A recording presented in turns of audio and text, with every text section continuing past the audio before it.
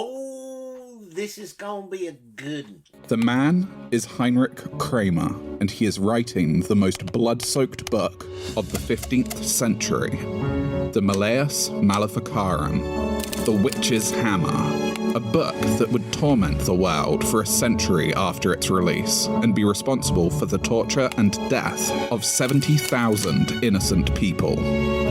Treating of three necessary concomitants of witchcraft, which are the devil, a witch, and the permission of Almighty God. He goes on to say that female empowerment would bring on the apocalypse. He even made the title of the book Female to hammer home his point. Malleus Maleficarum is a hammer used only on women. So, we must find the mark. We must find the mark. Greetings, fellow worker slaves, podcasting at 128 kilobits from the Fortress of Squalitude, located not far from the Redneck Mecca. This is the Atheist in the Trailer Park podcast. I'm your host, Tucker. Professor Fuzznuts and Lord Nibbler are both enjoying their cans of wet food. Yes, it's a podcast hosted by a guy and his cats. Get over it. Okay, let me give you a quick rundown of what's been going on around here and go over a few other things, and then we'll get to the meat of the episode. So, Patreon supporters, you got your bonus content. I woke up early today and went to work on the new bike to get that, try and get that nut off because it was a nice warm day, and I had one nut already off. All I had to do was cut the derailleur guard off so I could get to the nut on the opposite side, and I'd be golden. Now, I knew it was going to take me a while to get through the derailleur guard.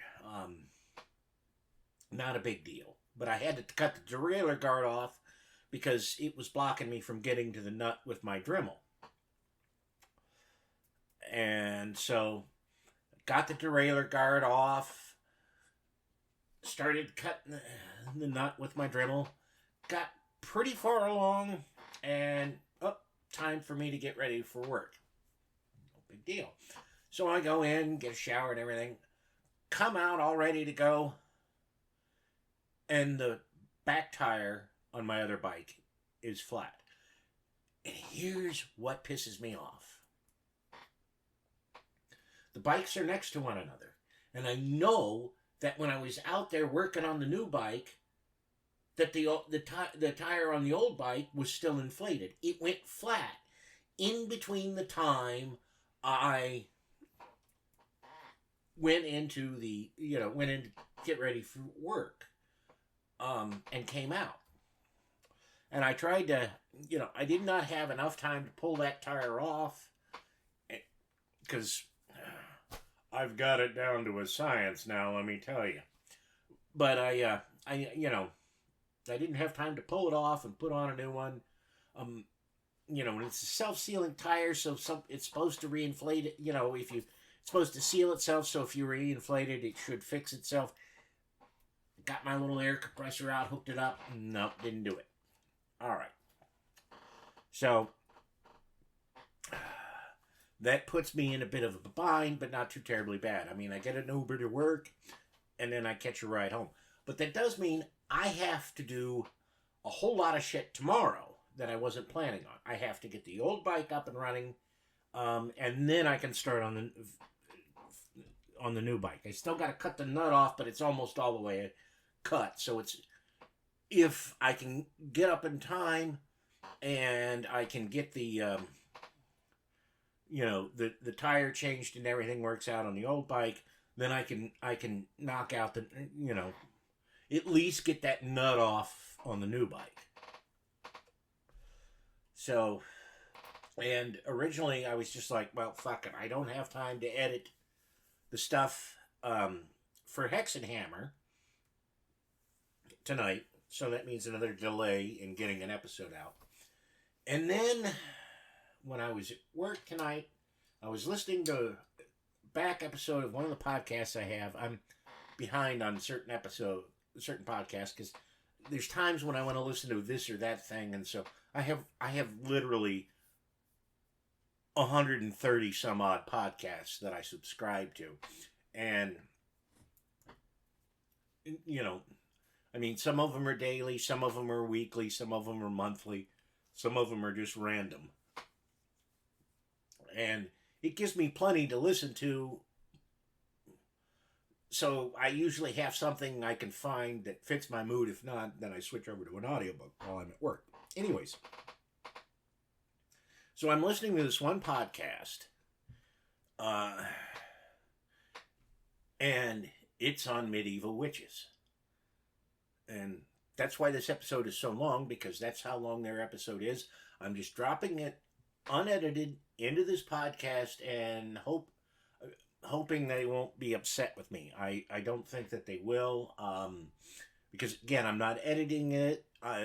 Patreon supporters, this is a free episode, so I'm not monetizing their content, but it is worth listening to. It is on medieval witches, and the second hour is what really caused me to perk up, because they talk about Hexenhammer, and they give the backstory of one of the guys who wrote the book. And yes, he is as big of an asshole as you think he is, if not larger. They give, they make a nice discussion about, when witchcraft was seen as being, no big deal in Europe, and when it started to become serious. And one of the hosts has a really interesting theory about why Europe suddenly started caring about witchcraft. This, to give a quick summation of it, and I'm not going to fully do it justice. His argument is that when Europeans started really going after people for witchcraft, not heresy, not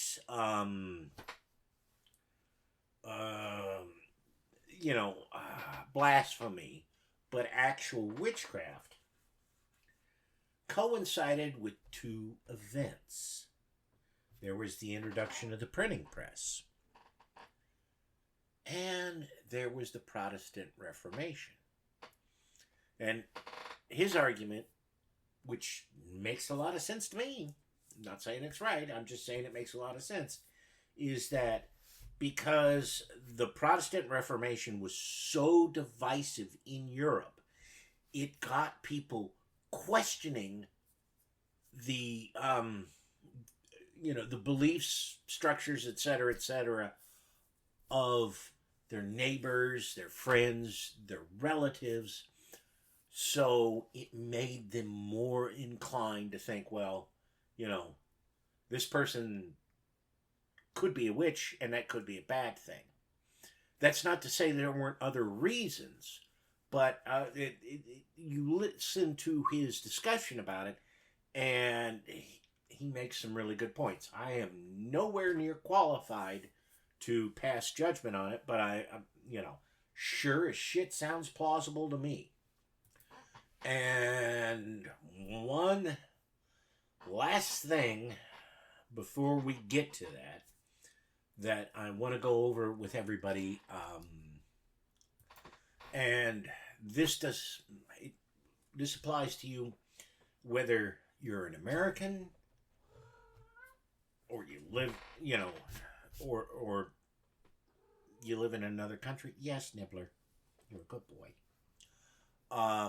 And it doesn't matter what you do with your electronic devices. This is something you seriously need to take under advisement. I listen to a lot of tech podcasts, and I can't give you a really detailed summation in a short period of time to back up what I'm about to tell you. So, I can understand if you want to not, when you want to take it with a grain of salt, but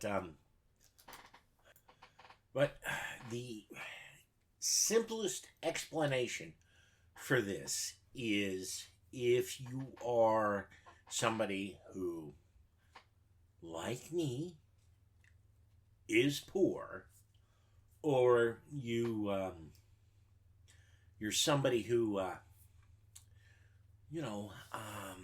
watches their pennies, and you don't want to buy things unnecessarily. This is important. It's also important if you're somebody who might have controversial opinions or things like that.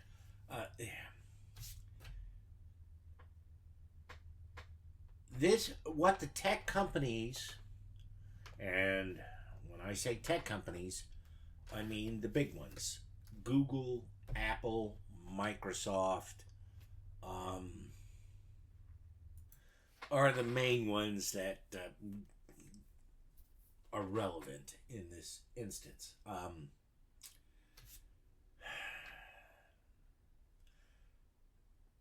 They are pushing everybody to have their stuff in the cloud.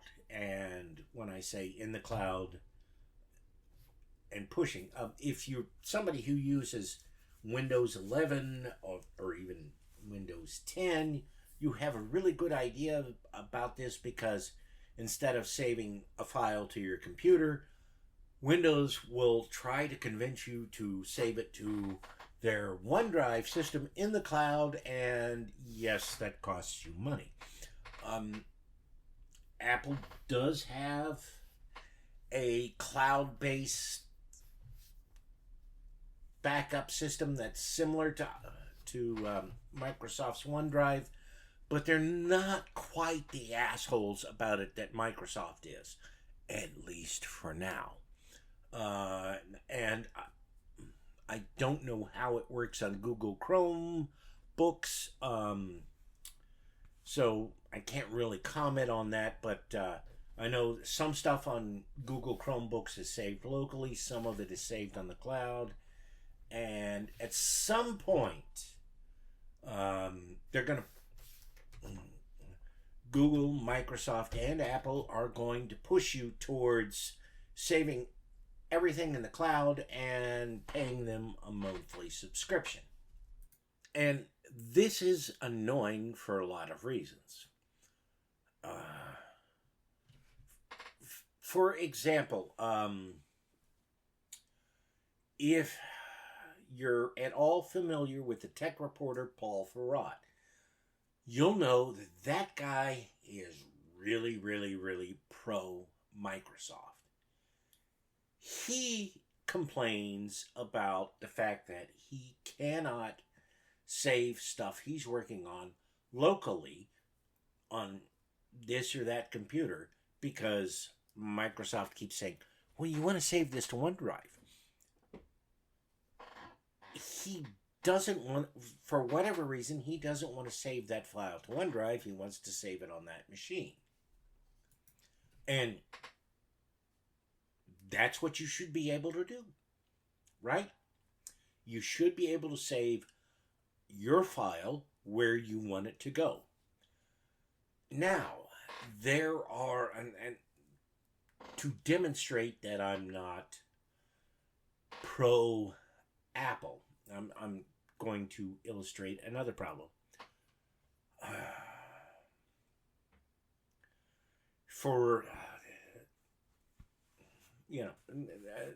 I got my first iPod in the early 2000s. And, you know, I was on Windows XP. You know, you installed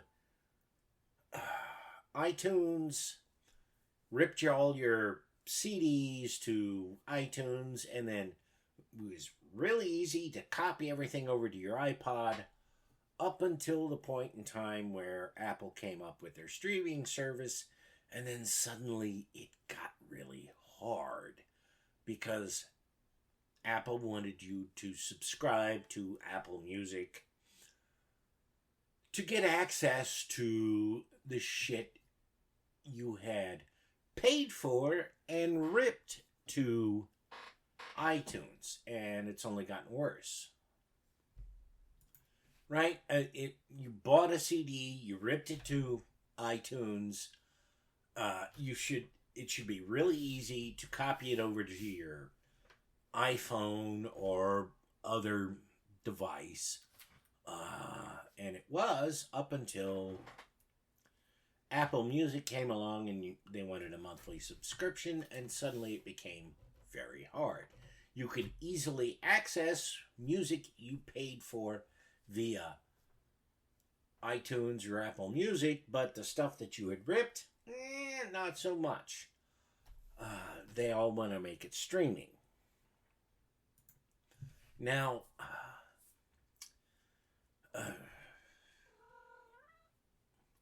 yes, Nibbler. Yes, Nibbler. I'm sorry. Somebody wants attention. And he's making it hard for me to discuss everything because somebody wants attention. And he has a wet foot because when he drinks water, he dunks his paw into his water bowl and then laps it off his paw until he knocks over the water bowl. And then I gotta give him more water. Anyways, my point about all of this is that if you're somebody who uses Windows or Apple software, Windows is the worst and at the moment. And I would guess offhand, I don't know because I've not used a Chromebook, so they might be in second place, but you know, if Apple's in third place, they're not that distance. Anyways, they're trying, you know, Microsoft and the other companies are trying to get you to pay a monthly subscription just to access shit that you've already paid for and you own or whatever. So, like, say you've got Windows 11, but, you know, your primary software that you use is a free open source word processing software, say like LibreOffice. Microsoft Windows isn't going to let you save it to your machine. It wants you to save it to the cloud. And if you do that, it's going to cost you money. It's also going to, if it goes to the cloud, it's going to allow the authorities to access what you're saving. And, okay, so you're not saving anything important as, you know, you're not saving, say, stuff that, you know, is related to you overthrowing the government. Not that you would do that, but you get the idea. You're saving something, and, you know, maybe it's just a rant that you're composing to enable you to vent your feelings where you're like, I fucking hate this or that thing about the government or this or that corporation. Well, guess what?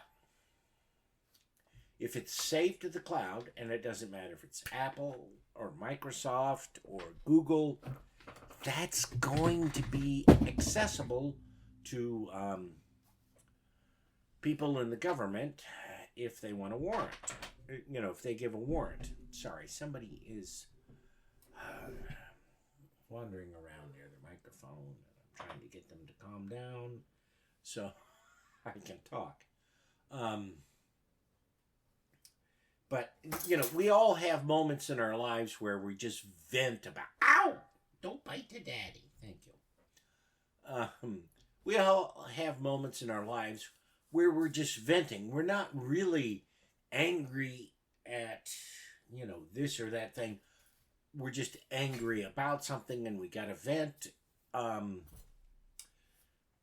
If you're using a Microsoft product or a Google product to compose your vent, that's going automatically to the cloud, and that can be readily accessed by somebody in the government. Maybe you don't care because you're just venting about your neighbor, or maybe you do care because you're venting about the fact that you don't like this particular politician for justifiable reasons. And political party and issue doesn't matter, because we all have moments where we're like, oh, fuck this motherfucker, right? You're just mad, you're just venting. But yeah, the AI software that is going to be trained off of the shit that's uploaded to the cloud because you're using Windows or Google or Apple isn't going to know that. It's not going to grasp the context. Right? I mean, just because you say, well, I fucking hope that motherfucker dies, doesn't mean that you're planning on killing somebody. It's just that, well, if this person drops dead, you're not going to complain about it. And the only way, absolutely the only way you can be certain the stuff that you type will stay on your machine and not be transmitted to the cloud, where it can be easily accessed either by the AI system that, Google or Microsoft or Apple or whomever has, is if you don't use their operating systems, which means using Linux. Now, for the moment, you have a little more control if you're using some kind of Apple Mac, as your primary computer, whether it's a Mac Mini, an iMac, or whatever, than you do if you're using Windows 10 or 11. And if you're using a Windows product, you gotta fight with it to get it to save things locally, which is where you want it to save stuff. And again, it's not because you're conspiratorial and you're planning to overthrow the government. It's because you just don't want to have to pay to save shit. Which is what Microsoft is pushing people towards, as is Google. And if you save, if you save things in the cloud, you're eventually going to have to pay for it if you're not paying for it already. And when it's in the cloud, it's easily accessible by AI systems controlled either by, well, obviously Microsoft is going to, Microsoft and Apple and Google are going to let their AI systems and AI companies they've partnered with, such as OpenAI and God, there's a couple others, and I cannot remember them at the moment. Anyways, if you save anything to the cloud, it's going to be accessible to people who don't necessarily want it to be accessible to. And let's say you buy a CD, you rip it, and you buy a CD, you rip it, it gets copied to the cloud. But the AI system where it's being copied to says, did you pay for this? Is this a download from a torrent site or whatever? You might have trouble proving that. Or you might have trouble getting access to that unless you pay the your cloud provider what you want. Right? And I'm not saying that having stuff hosted in the cloud is automatically bad. I pay for things. I have an iPhone. I have a Mac Mini. I happily pay to have certain things backed up to iCloud, which is Apple's cloud-based system. It's not terribly different than Microsoft's OneDrive, but I have the choice, and I'm not constantly fighting with iCloud, Apple, to save stuff to my local device, whether it's my phone or my computer. Whereas when you're dealing with Microsoft, you're fighting constantly to save it to your local device, whether it's your phone or your PC. I'm not naive enough to think that, Apple will be different from Microsoft forever. No, I recognize that sooner or later, Apple's going to be just as toxic as Microsoft is. And if you're somebody who's like, I don't want certain things to end up being scanned by AI or winding up in the cloud.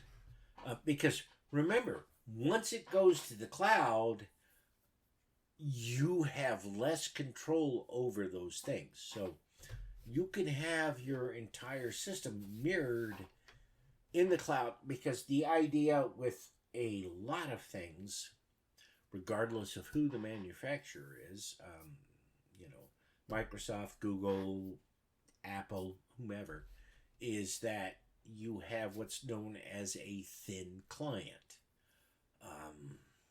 So sure, every time you log into a new machine,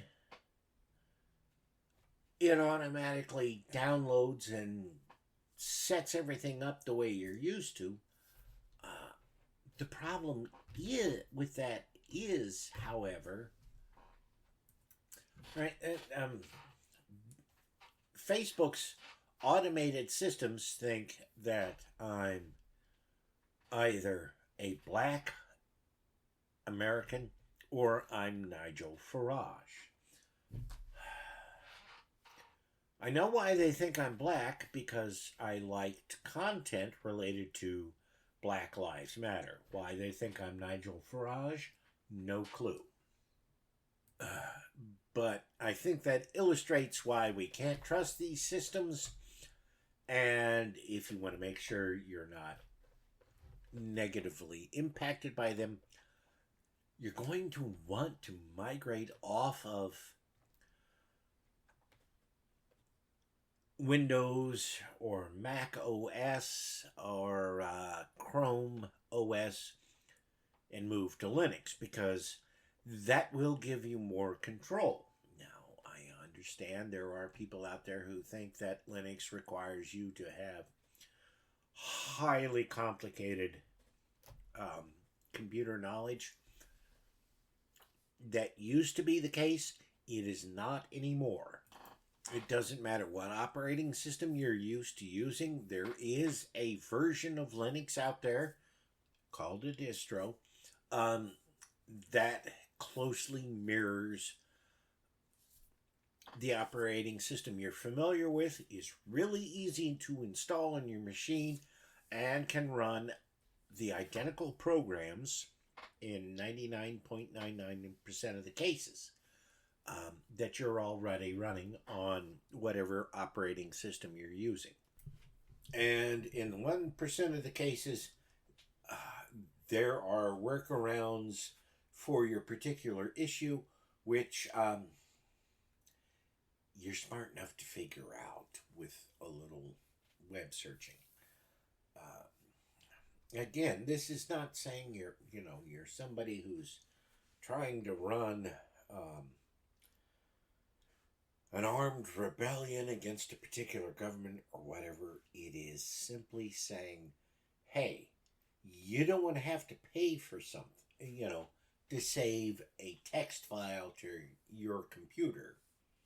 And the path we're headed down, if you're not on Linux, is eventually it's going to cost you to save a text file, let alone use this or that software.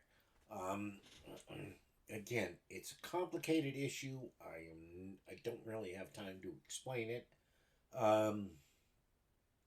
But yeah, I just move yourself towards Linux. That's my advice. And if you need something to bridge you between Windows and Linux, or Chrome OS and Linux, then Mac OS is your best bet. But the last thing you want, again, whether you're somebody who is in an insurrection against a tyrannical government, or just somebody who wants to save shit to their computer that they paid a good chunk of change to,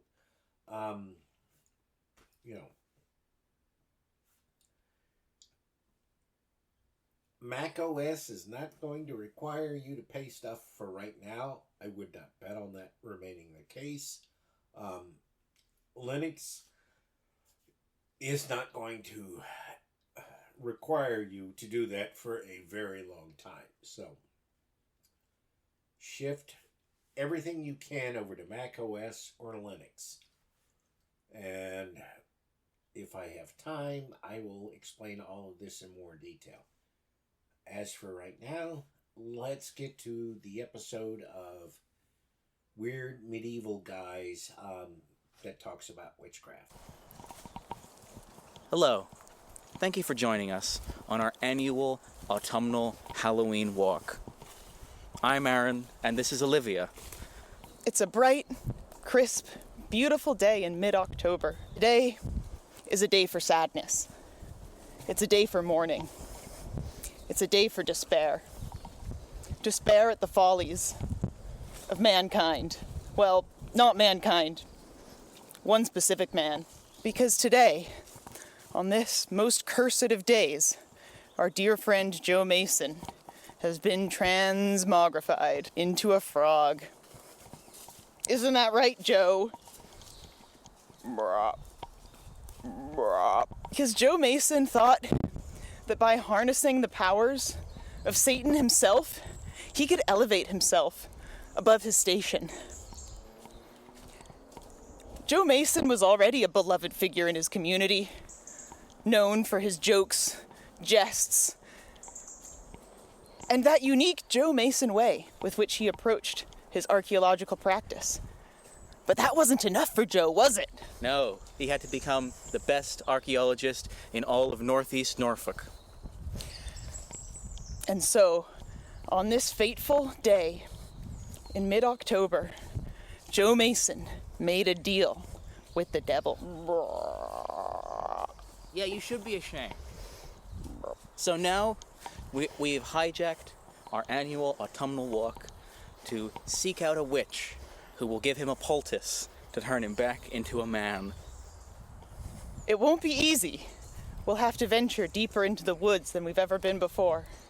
We'll be 200, maybe 300 meters from the motorway. The nearest Nando's is now at least a 20-minute walk from our location. But even though he may be a cursed fool and a frog to boot, we'll do anything for Joe Mason. All right, so how much longer till we're there? I don't know, like 2 to 3 more days of walking, that should do it. So wait, but where does the witch live?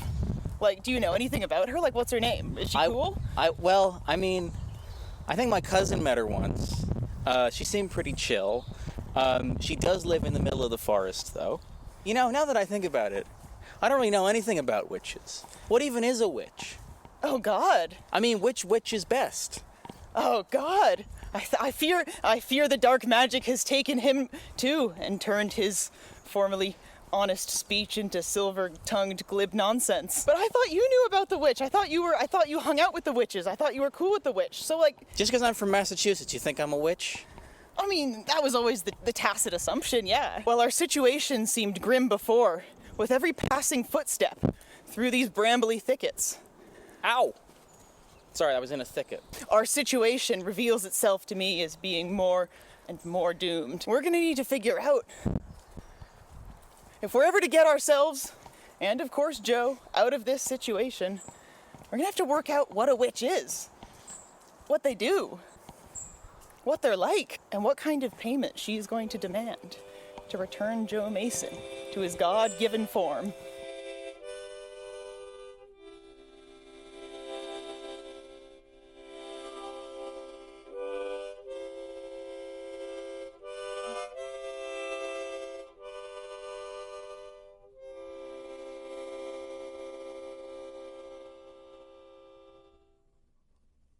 Hey, wait, Aaron. Yeah? Didn't we walk past that crow like 5 minutes ago?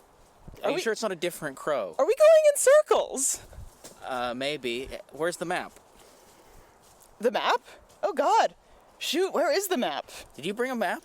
Oh, crap. No, you know what? I think I know what I did. What?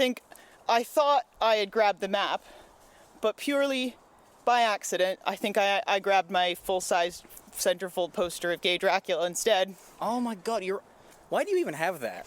But we can look at this instead It's if you actually want. you know he's gay. It's actually super problematic that you have that. Maybe if we just contemplate the sinuous curves of Gay Dracula's body, then, like a map, it will reveal the secrets and mysteries of the world to us. No, let's not do that. Okay, then keep walking, I guess. Yeah, let's just walk and find a big log, sit down on it, and have a think. All right? No, we weren't asking you, Joe Mason. Your judgment already has been called into question, so I'm sorry, Joe Mason, but Aaron and I have made a democratic decision to exclude you from the walk planning process. Oh, look, there's a log. Let's sit down on that and have a wholesome conversation about medieval witchcraft. By the end of which, hopefully, we will have revealed to ourselves and the audience not just the mysteries of medieval witchcraft, but also how to restore Joe Mason to his ideal form. If, that happens to your friend. Formerly, I would have likened my happiness at this comfortable arrangement to that of a frog on a log. Now that just seems insensitive. Indeed, now that I see our dear friend Joe Mason as a frog, physically sitting on a log, I have to admit that his expression is not one of joy, but insofar as a frog may convey emotions with his face, one of tragic introspection at the sinful error of his ways that has led him to his current place.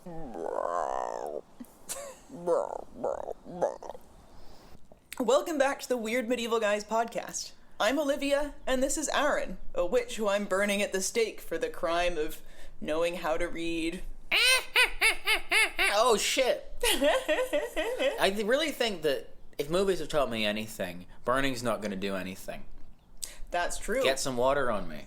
As we journey through the crisp autumnal depths of our forest walk and today's Weird Medieval Guys podcast episode, we are going to be looking for witches. And if there's one thing I've learned from popular history, it's that there's nothing a medieval person loved more than finding and burning witches. Because as we all know, if a woman knew how to read, then she would get killed for being a witch. Isn't that right, Olivia? I mean, you're a woman who knows how to read, and yet you've managed to avoid it. because I make this podcast, I like to believe that the people who listen to it, especially if they are true WMG heads, as you all should be, not just listeners, but adherents to the faith, I like to imagine that maybe it's something that people have a better awareness of nowadays, that most witch burnings and witch hunts and witch trials did not happen in the Middle Ages. Because compared to the following centuries in Europe, the Middle Ages had very few prosecutions and executions of witches. So I think what would be useful in this episode is to talk about the general background of magic and the law and how they intersected in the Middle Ages, and how the Middle Ages laid the groundwork for the witch craze of the early modern period. But before we do that, we need to do some taxonomy, everybody's favorite thing. Because witch is not at least, in colloquial English, is not a stable or particularly useful category. So let's talk about what is a witch. Well, if I may contradict you, I would say let's talk about what witches are not to start with, because there are so many ideas of what witches are. It is still pretty frequent to hear people say things like, "Oh, if I was in the Middle Ages, I would be killed because I know too much. I'm too smart," and they hate that. And they would kill My me bitch for is it. too bad. I smoke more different than anyone, and I can read. In some ways, I think that the history of the modern witch myth is just as interesting, because it's such a fascinating phenomenon. I mean, I think one of the big sort of milestones in, like, establishing how we think of witches today was this woman, Margaret Murray, who was an early 20th century folklorist, which that collection of words alone should tell you Should ring some alarm bells. how credible her ideas were, not to mention the fact that when she published, she was basically universally denounced by all the other folklorists of the day, who were, ostensibly only, like, slightly less crackpot than her, because that's just what folklorism was like. The only thing that's worse than a 20th century folklorist is a 19th century folklorist. And so she propagated this idea that witch trials and accusations of witchcraft historically had been attempts by the Christian mainstream institution to squash out an actual legitimate cult of witches that was basically like a secret society that existed in these little isolated pockets throughout Europe to preserve pre-Christian rites and magic, and that they worshipped a central horned god devil who, of course, bore a lot of resemblance to the biblical Satan.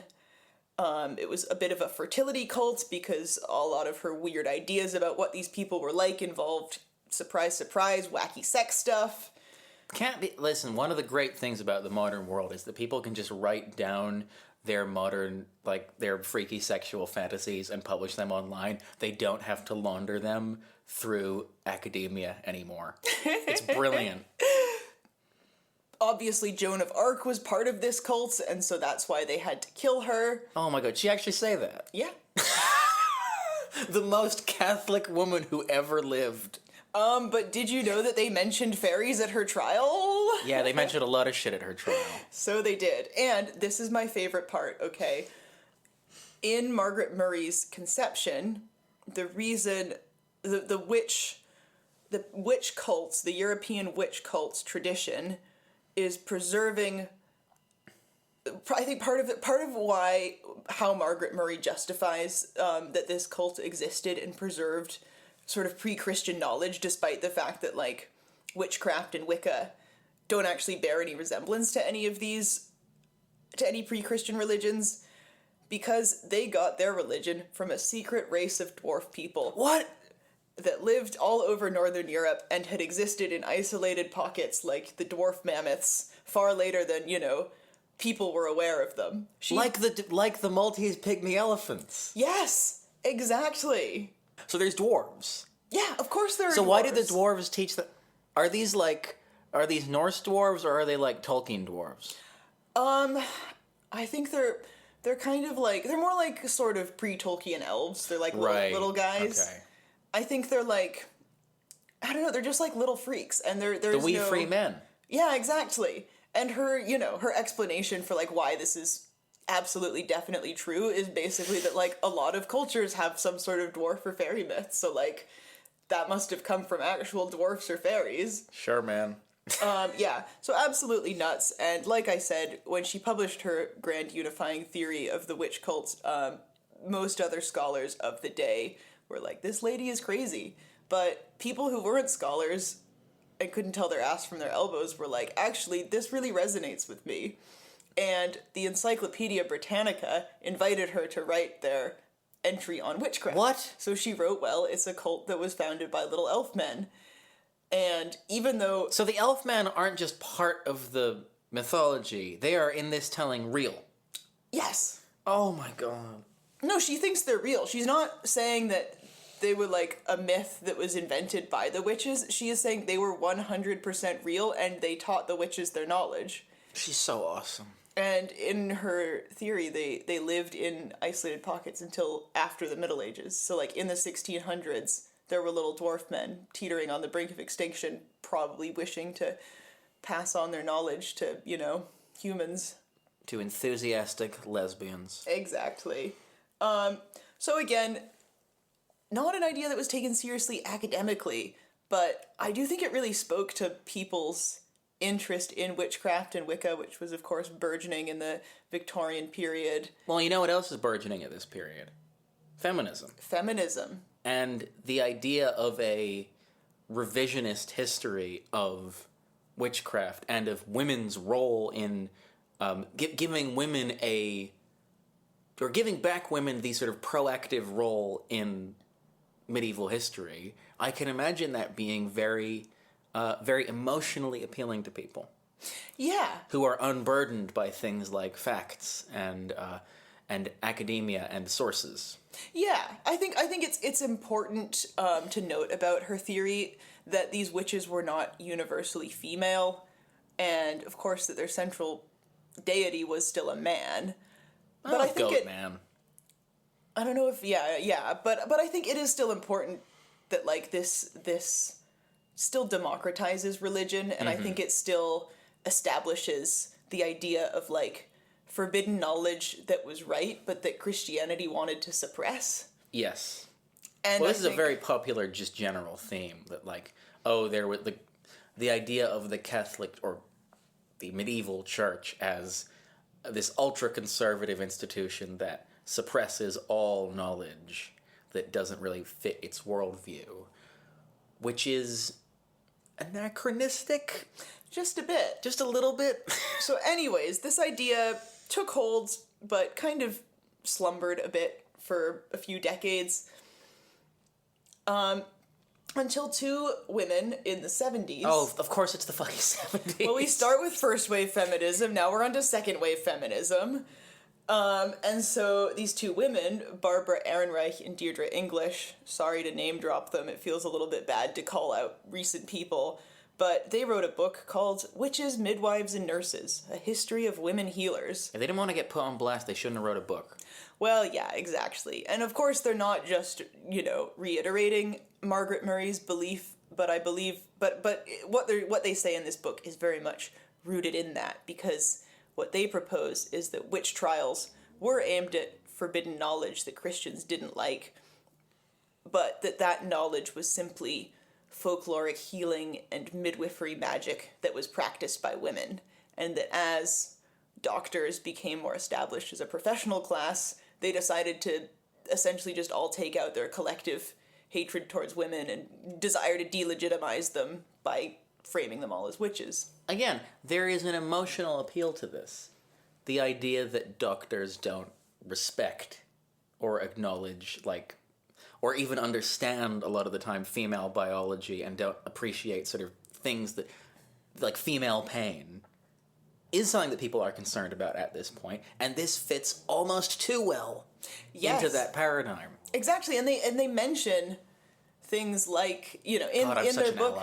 And in their book, they mention all sorts of things like the sidelining of women as nurses, whereas men can be surgeons in the modern day. So yeah, there is absolutely a very clear modern motivation. And I think and they recount all sorts of weird stories. They recount one about, I think it's Galen throwing his works into the fire because he realizes that women know more than him. And so his work is meaningless, which I believe is something, he did burn his works. I think it was Galen, but I believe the reason he burned them was because he was just quite cantankerous by nature. And although they do correctly sort of manage to grasp the fact that most people accused of witchcraft were women, in fact, around 80% of them at least probably were in Europe, and so of course misogyny did inevitably play a role. Women who were healers and midwives were less likely, actually, than the average woman to be accused of witchcraft. So I actually have some figures specifically about Scotland, because the Scots loved burning witches. Well, you know whose fault that is.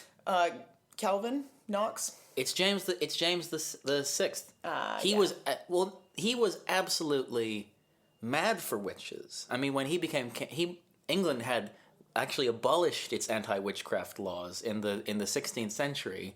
When James the Sixth of Scotland became James the First of England as well, he introduced a new fucking anti-witchcraft law because he was terrified of them. There you go. So, in Scotland, of all accusations of witchcraft, 4% of them involved some kind of healing or medicinal role that the alleged witch had played, which, when you think of how many female healers there probably were, that's a pretty small number. And those who were listed as having the profession of midwife comprised 0.1% of all of those accused of witchcraft. The reasons underlining the specific demographics of who was targeted by witch accusations, we'll get into that a bit more later. But I think it's important to just establish right now that accusations of harmful magic and of witchcraft, they affected women from all levels of society, women of all ages. And also men. And also they were not just the cause of accusations by men. They were often the cause of accusations by women, often midwives. Oops, I killed the baby. Must have been a witch. And we need the midwife, so we can't accuse her of witchcraft. Yeah. So, yeah, put aside your notions that medieval women couldn't be educated or intelligent or different because they would be called witches. They couldn't be those things because society was like that. We've talked in previous episodes about how a lot of these sort of mystical women that show up in the Middle Ages meet horrible deaths. This is not because of that. That's unrelated. Yep. So, let's then give ourselves a bit of breathing room and have a working definition of witch. Bearing in mind that witch means a lot of different things to a lot of different people. But I think it's worth being agonizingly specific here because there will be lots of different types of magic discussed here that, depending on your definition, could fall within witchcraft. So, let's be clear. So, according to the late medieval and early modern sources and intellectual frameworks that inspired the witch hunts that we recognize today, a witch is a couple of things. So a witch is somebody who practices magic specifically through the aid of demons, and that magic is generally harmful to humans, both on an individual level and also just on a sort of spiritual level. They're doing Satan's work. And second of all, witches are part of an organized cult that has a structure, and it has rituals, and it has Sabbaths where they boil babies and fun things like that. Fly around on broomsticks. Yes. So that concept that I've just described is a very specifically late medieval, early modern idea. But medieval people would have been accustomed to dealing with all sorts of different kinds of magic, depending on the type of person that they were and the era that they lived in. So it's worth talking about a few of those other kinds of magic because they're going to pop up in this story as well. Yeah. So, I think something that's important to distinguish, first and foremost, is that there's good magic and bad magic. And there are subcategories within that. So, interestingly, we have references sporadically throughout the Middle Ages, and actually mostly from secular law sources, laying out punishments for things like using dark powers to cause people's crops to fail, or causing someone harm. Seems reasonable. And often these deeds are referred to as sorcery, or some other analogous word in whatever language it is. Often in Latin, it's malefica, which basically just means like bad deeds. And that idea, I think we can say, has been present in various forms since the very beginning of the Middle Ages. In fact, much earlier than that. I think most religions have some sort of belief in curses. Oh yeah, it's, somebody's giving you bad vibes. Yeah? I mean, interestingly though, I should say that in the sources, sorcery is a bit of an ambiguous term. It can be an invective, so somebody's like performing dark sorcery, but it also can be just a kind of neutral magic. So, for example, the 14th century Catalan inquisitor Nicholas Emmerich said that things like palmistry or astrology are not sinister. They are, and I quote, merely divination or sorcery, implying they're basically cool. Yeah. Yeah, and crucially, I think these ideas of magic can exist within a Christian worldview, because magic can refer to basically any anything where there is not a clear relationship between cause and effect. So, for instance, I believe Augustine referred to magnets as a type of magic. And essentially, the idea was that natural substances could be imbued with properties by God at their creation that still somehow operated on a level that humans couldn't understand or comprehend. Yeah, the idea that the natural world contains fantastical things, which is where we get the concept of natural magic, which if you're a long time listener, you will recognize from all the way back in episode 4. Things like potions and poultices that, have healing properties, and you don't really understand why, but if you know that if you build something the right way, or if you mix something the right way, it will do this. Which is, a reflection of, I think, a broader point that I think we've kind of talked about in the show before, that, like, a lot of the time, what is fantastical in early modern culture is just a response to, in a sense, an attempt to systematize things that people don't have the equipment to understand yet.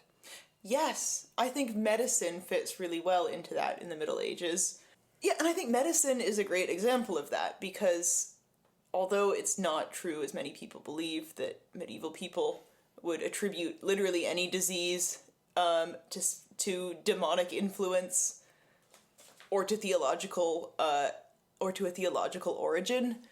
Throughout a lot of the Middle Ages, their conception of medicine was still somewhat that of like a trust fall. And so there were these principles, for example, humor theory, the idea that your humors could just be out of whack and that would be what was causing you ailments, and theories about herbalism. And these still fit in with, although these were adopted from Greek and Roman predecessors to Christianity, they didn't really contain anything that precluded the idea that God could create them. Like, God could create astrology. In fact, why wouldn't a God who's an incredibly intelligent and divine creator give humans a system of, interpreting the stars? Yeah, and put messages in the stars.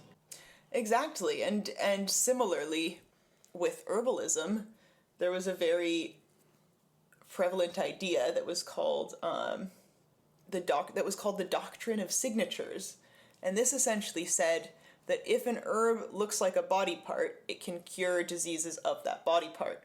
So, for instance, walnuts, good for headaches because they look like little brains. Oh, I was going to say something else. No, don't.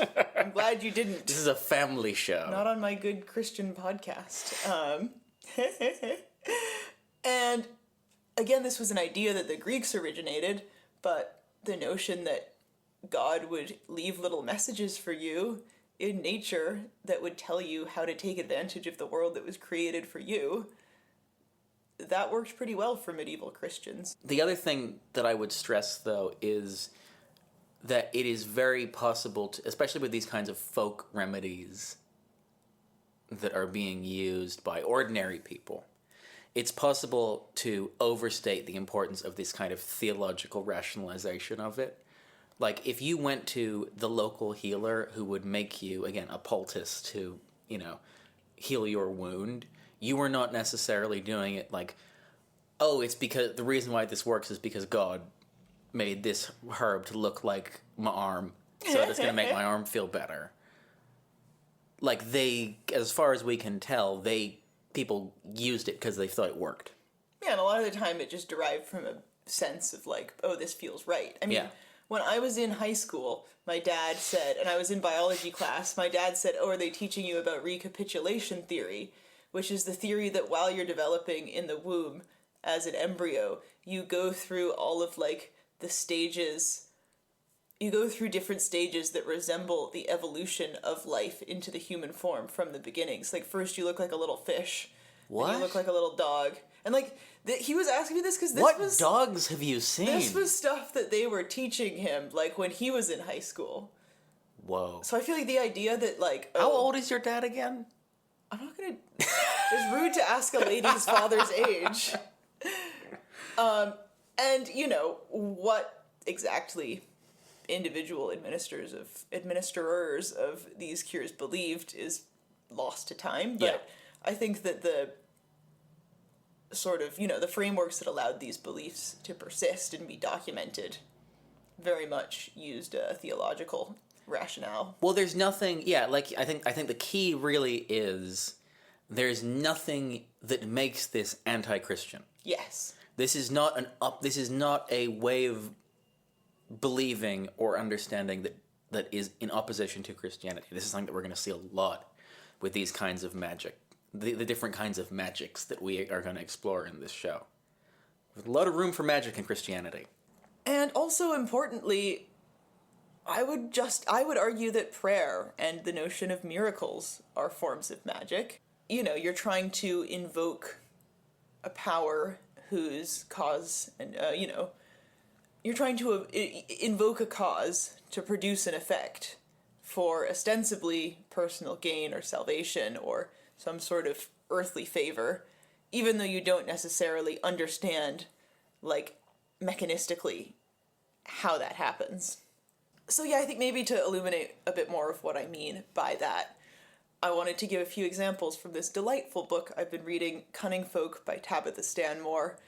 It's a nice, fun jaunt through what she calls practical magic in the late medieval and early modern period. So magic that you use to obtain some sort of, material outcome. Maybe you want to find your lost car keys. Well, it's the Middle Ages, so your lost horse keys, but... Or maybe you want to make someone fall in love with you. You need to score that baddie. Exactly. And Riz hasn't been invented yet, so you need magic. Yep. In the United Kingdom, in the British Isles. I was about to fucking fly I don't over know there and why hit you. I wrote this while really sleep deprived last night, so I actually did write in the notes in the United Kingdom, which is insane. Yes, in the British Isles. In the medieval USA. In medieval America. So in the British Isles, in the Middle Ages, there was a strong tradition of cunning folk. So cunning comes from the word kenning. So you ken what I mean. So knowing, people who know. So wise people, essentially. And these could be men or women. And generally they were people who you approached to render you some service with their magical powers. They would charge a fee. So they were essentially professional magicians. And I think that a lot of examples of these cunning folk kind of illuminate how the boundaries between Christian miracles and, quote, pagan magic can be a bit blurry. Because a lot of these people were kind of doing both. They were multi-tracking. So an example I really liked was one from London from the late 14th century. There was a man named John Chester who was taken to court who was taken to court after failing to locate a client's stolen goods. So a client had said, "Hey, I'll pay you money to find something that was stolen from me." And John Chester said, "Sure."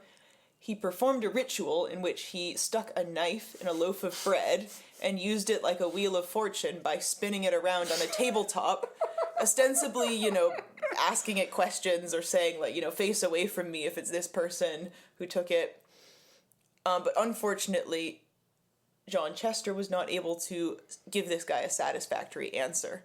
And so... Don't blame him, blame the bread. Well, yeah, so the man took him to court, and the charges brought against him were of trespass, so essentially causing the client material damages. So this was a civil court, it wasn't an ecclesiastical court. Heresy was not brought up, and John Chester's punishment was to repay the money that this guy had paid him. Ah. So, essentially to restore things to the way they were before. So the idea that you get it... So interestingly, there wasn't a separate punishment given to him for claiming that he could provide this service. Interestingly, it's also noted that when he did this ritual, he said something to the effect of, "by the power of Peter and Paul," so invoking the apostles, and clearly it wasn't necessarily heretical to the church that one might pray to the saints to give you some sort of information or to help you out. However, he was ordered by them to stop practicing professional magic, and they said that his art was deception. And so I think that's really interesting to me, because they didn't punish him for it. No. But they told him to stop. To me, it feels like the deception that this guy was selling was not the idea that this invocation could be helpful. It was the idea that he could do it. Yeah. Reliably. Well, it's a bit like, you go to the wizard and you say, "Mr. Wizard, I need a brain," and he gives you a diploma for a university that doesn't exist. Yep. Or a goddamn clock that's shaped like a heart. That's your ticker. At least the metal made sense. Yeah. Another interesting facet of this case is that in order to try to prove his innocence, John Chester brought up several of his past clients who he had successfully provided these services to, and he even gave names and times and locations where these services had been rendered. So clearly he was saying, I'm legit. Here are my references. Was one of those references Hugh Babineau? And so he was found not guilty because the court established that he was not trying to defraud his customer. So essentially, I guess the charge wasn't that he was a fake magician, it was that he was a bad one. Yes, it's literally the Wizard of Oz. Oh, my dear. I'm a very good man, I'm just not a very good wizard. But I think there was still like a bit of tension that was caused by someone claiming to be able to wield these powers. Especially someone, particularly someone who's not a member of the church. So they clearly were uncomfortable with that. But... You're running an unlicensed wizard shop. Well, yeah, basically, it's like a health violation. But basically, he's going to get audited or whatever. Yeah. Health inspector is going to show up.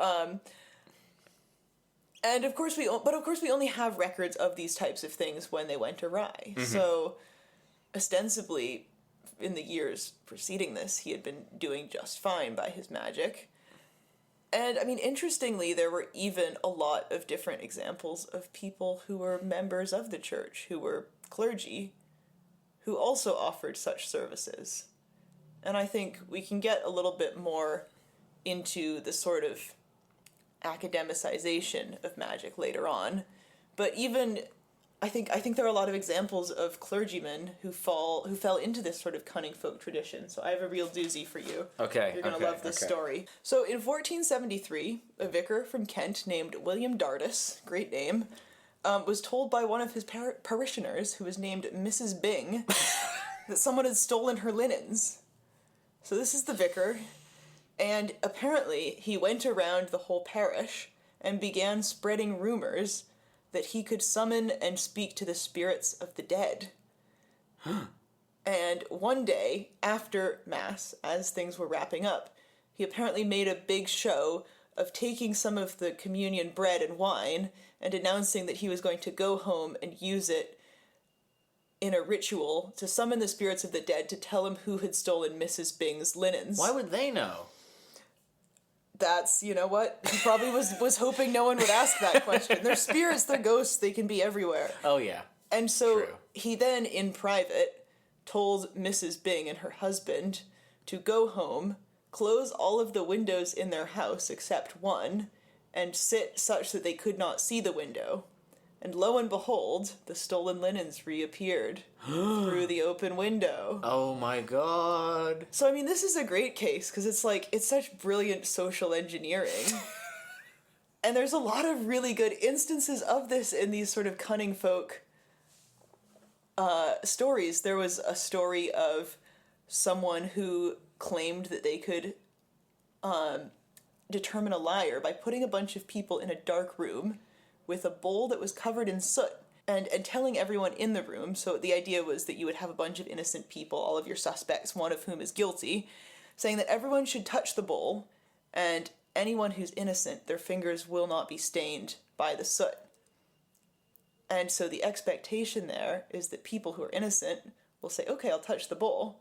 People who are not innocent won't touch the bowl. Oh my god. Poirot, you're a genius! So when you turn the lights on... But interestingly, William Dardis was also, although the church stepped in and were like, hey man, not cool, that's not a thing that we do. You know we don't do that, why would you tell them that we do that? He was also let off pretty lightly. I don't think he was punished, he was more like warned. And he repeatedly, affirmed that he had done nothing wrong, it was all completely kosher. He did admit to one wrongdoing, which was, and I quote, allowing Mrs. Bing to handle his private parts. He's so cool. Okay. I am now very excited by people are all about the period murder mysteries. I need an episodic, 10 episodes, ITV3, Poirot style, Mr. Dardis going to different villages in medieval England and solving crimes with increasingly suspect methods. Yeah, and so I think... And sleeping with local widows. Yeah, oh man. No, he sounded super real. And I think... David Suchet's probably still free. Just to close up that thought. And I think these cases are both quite interesting because they both suggest that the so-called cunning folk were people who had some degree of reputation or standing in their community. So they were magicians, yes, but they were reputable magicians. They weren't people who fit the modern conception of a medieval quote-unquote witch. Someone who's, like, marginal and lives on the fringes of society. Lives in a hut outside of the village, and people sort of trepidatiously go to visit her. Yeah, like Miracle Max in The Princess Bride. Yes! There's a difference between being a little dead and a lot dead, or whatever it is he says. I think it's very interesting that, like, the church clearly could not explicitly condone these people, but often trying to, practice this magic under a Christian framework, even if it was not stuff that was strictly biblical or accepted, it gave you a very convenient alibi for performing things that were, again, less than kosher. I do enjoy the use of the word kosher to refer to consistent with Catholic doctrine. I don't know we're a multicultural show. Is there a Catholic version of kosher? There definitely is, but Sacred? to be honest, the Catholic version of kosher is Catholic. Yeah. So it's a bit confusing. Yeah, well, you know what I mean. It's Catholic, or that's more like Catholic versus schismatic. It's not Yeah. exactly the same. But yeah, I think it goes to show you that in order to successfully operate in this religious gray area between, heresy and adherence to the faith, you had to be someone who had some sort of ability to sort of engineer these situations. Clearly William Dardis was someone who knew his parishioners very well and was aware of his status in the community, and maybe he even had access to information about their personal lives through confession, so he could take advantage of that. And similarly, maybe you don't strictly have to be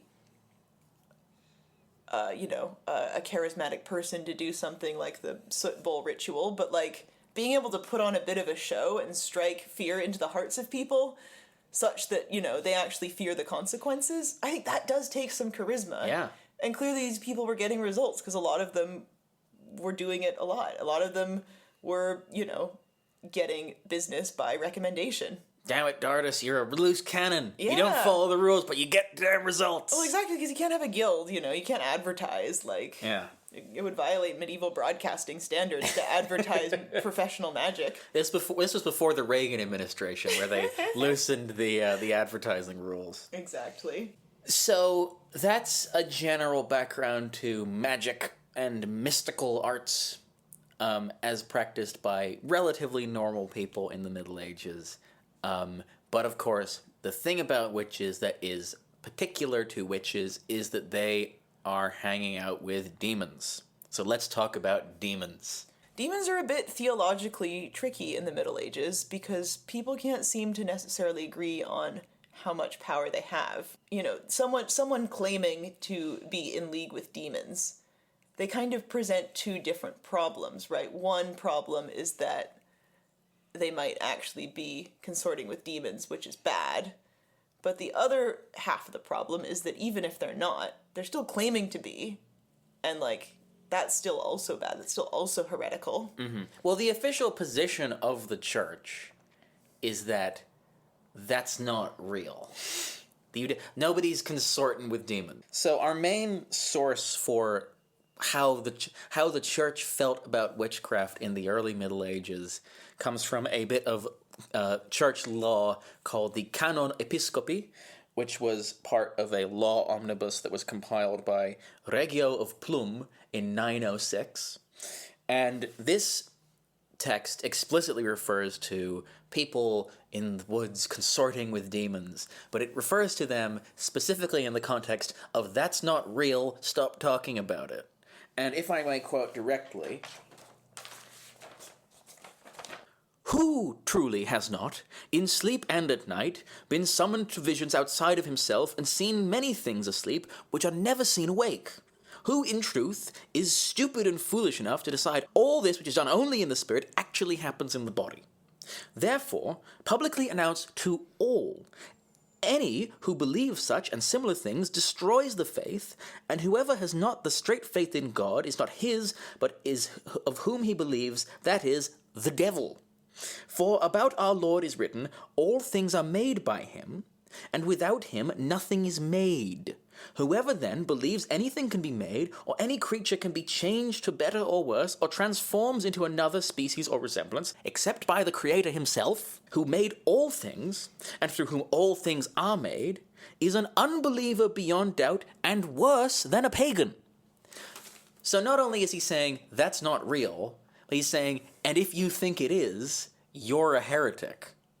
Yeah, exactly. And so I think it's hard to know exactly where the boundaries of what's demonic, so to speak, begin or end, because I think in the early Middle Ages, there isn't quite this same strong association between demons and Satan and heresy. Well, I think that in the early Middle Ages, like the very early Middle Ages, when Western Europe is still being Christianized, it is quite helpful to the Christian project of just sort of sliding in and replacing previous cults to sort of say, oh yeah, no, that's fine, whatever. Just make sure it's about Jesus now. Exactly. Whereas later on in the Middle Ages, you can sort of be a bit firmer and say, no, that's not real. Jesus is real. God is real. Don't be ridiculous. And so laws both forbidding witchcraft and forbidding believing in witchcraft reoccur throughout the early Middle Ages. Although, as I said before, often laws prohibiting harmful witchcraft are actually secular laws. So they're not the church saying it's illegal to exercise, malevolent magic. It's your king saying it's illegal to use magic to hurt people, ostensibly because it's also bad to hurt people in general. So it's more Hurting about people is bad. Yeah, so we often do see in these early cases that is more about the outcomes, whereas I think the church is more about the material outcomes, whereas I think the church is more concerned with the spiritual outcomes of engaging with these practices, which is that it's an erosion of the faith. Yes, and the spiritual position of the church for most of the Middle Ages is, why would you dignify this with a response? Exactly. And in fact, if you put it about, you're just helping them. Yeah. I think it's this, and there is a vast diversity of laws and beliefs and ways that these laws and beliefs were translated into action. And just as diverse as all of these conceptions of magic were conceptions of what it meant to be evil and to be sinful and to be heretical, and who were the effectors of that. So we have in the Bible, in the Old Testament and the New Testament, all of these different concepts and figures that are associated with sin. We have the snake in Eden, who's a tempter, but is not ever stated to be a demon or the devil. But He gets put in the devil in the demon role later. Yeah, exactly. But we have in the New Testament Satan as the tempter, the person who tempts Jesus in the desert. Interestingly, he tempts Jesus by offering him all of the kingdoms of earth. And Jesus says, no thank you, which I think is fascinating because he's not refuting the idea that the devil could give him those things. Because crucially in the Bible, the devil is not the ruler of hell, he's the ruler of earth. And he's going to get banished to hell in the apocalypse. But that's not where he lives right now. Nah, he's everywhere. Yeah, but when you die, if you're sinful, you go to hell and you get tormented there. So who's tormenting your soul? Who's getting it? What is in hell? What are the sources? It's just a very complicated, I think, like theological knot to unpick. But I think the important point to note for our purposes is twofold. One, devil's real. Demons are real. They're everywhere. They can lead you astray. Second thing, they don't generally, and again, this is an oversimplification, but the consensus is that they don't necessarily impact the material world. Like, there's not even, it is a bit of a contradiction because, yeah, you gave that example of, like, yeah, Satan's going to give you the keys to the kingdom. But there is an assumption in a lot of medieval writing that, like, the role of demons is to manipulate, not to actually impact the material physical world. Let's talk about Satan. So what job does Satan have? What did he go to school for? Well, he was an angel, wasn't he, originally? But what's his job? He's an angel the same way you're a human, but what's his job? I don't know if I can answer that in a way that I find satisfying. He's a lawyer. And so I think that's something that's very interesting. In the Old Testament, there's a very clear distinction. There's a very clear difference in how Satan acts. In the Old Testament, he is an accuser on behalf of God. And with God's permission, he tests characters like Job. But of course, in the Christian worldview, God created everything. And so the idea of a grand sort of universal evil that's kind of a tricky thing, I think, to fit into that. Why would God create evil? And I think most importantly, like, the role of Satan and the way Satan is conceived of changes a lot over the course of the Middle Ages. I think that in the Old Testament, in the Jewish worldview, there is no sin. There is no idea, like I think Judaism... What's up with the goddamn apple, then? It's not a sin. It's a mistake. Oh. It's a boo-boo. Okay. But I think Christians, Jews are very legalistic in specific, like, speaking as a Jewish person, Jews are very legalistic about their religion in specific ways, but then Christians kind of frost on, they ice on another layer of legalism onto the cake, because they have this idea of, because of the importance of sin. And I think the idea of Satan was confusing to early Christians because sin was such a powerful concept. Sin is the thing that damns you to hell. But where does sin come from? I think one way of looking at it, because sin is anything that's sin is anything that is against God's will, I think you could say that sin is, in a way, the only thing that God doesn't create. Is created by humans. But I think we have to externalize that blame onto someone else, because, like, that's a pretty big, no pun intended, cross to bear. It's not. That's barely even a pun. That's actually what the metaphor is. Yeah. I think there's an interesting dichotomy as well of the devil in the Middle Ages, because he appears both in theology and in popular culture, and he fulfills roles that are in some ways different and in some ways the same in both of these. It's like Thor and Marvel Thor. So the most he's a bit like John Lennon, because in the Middle Ages there's a book that is more popular than the Bible.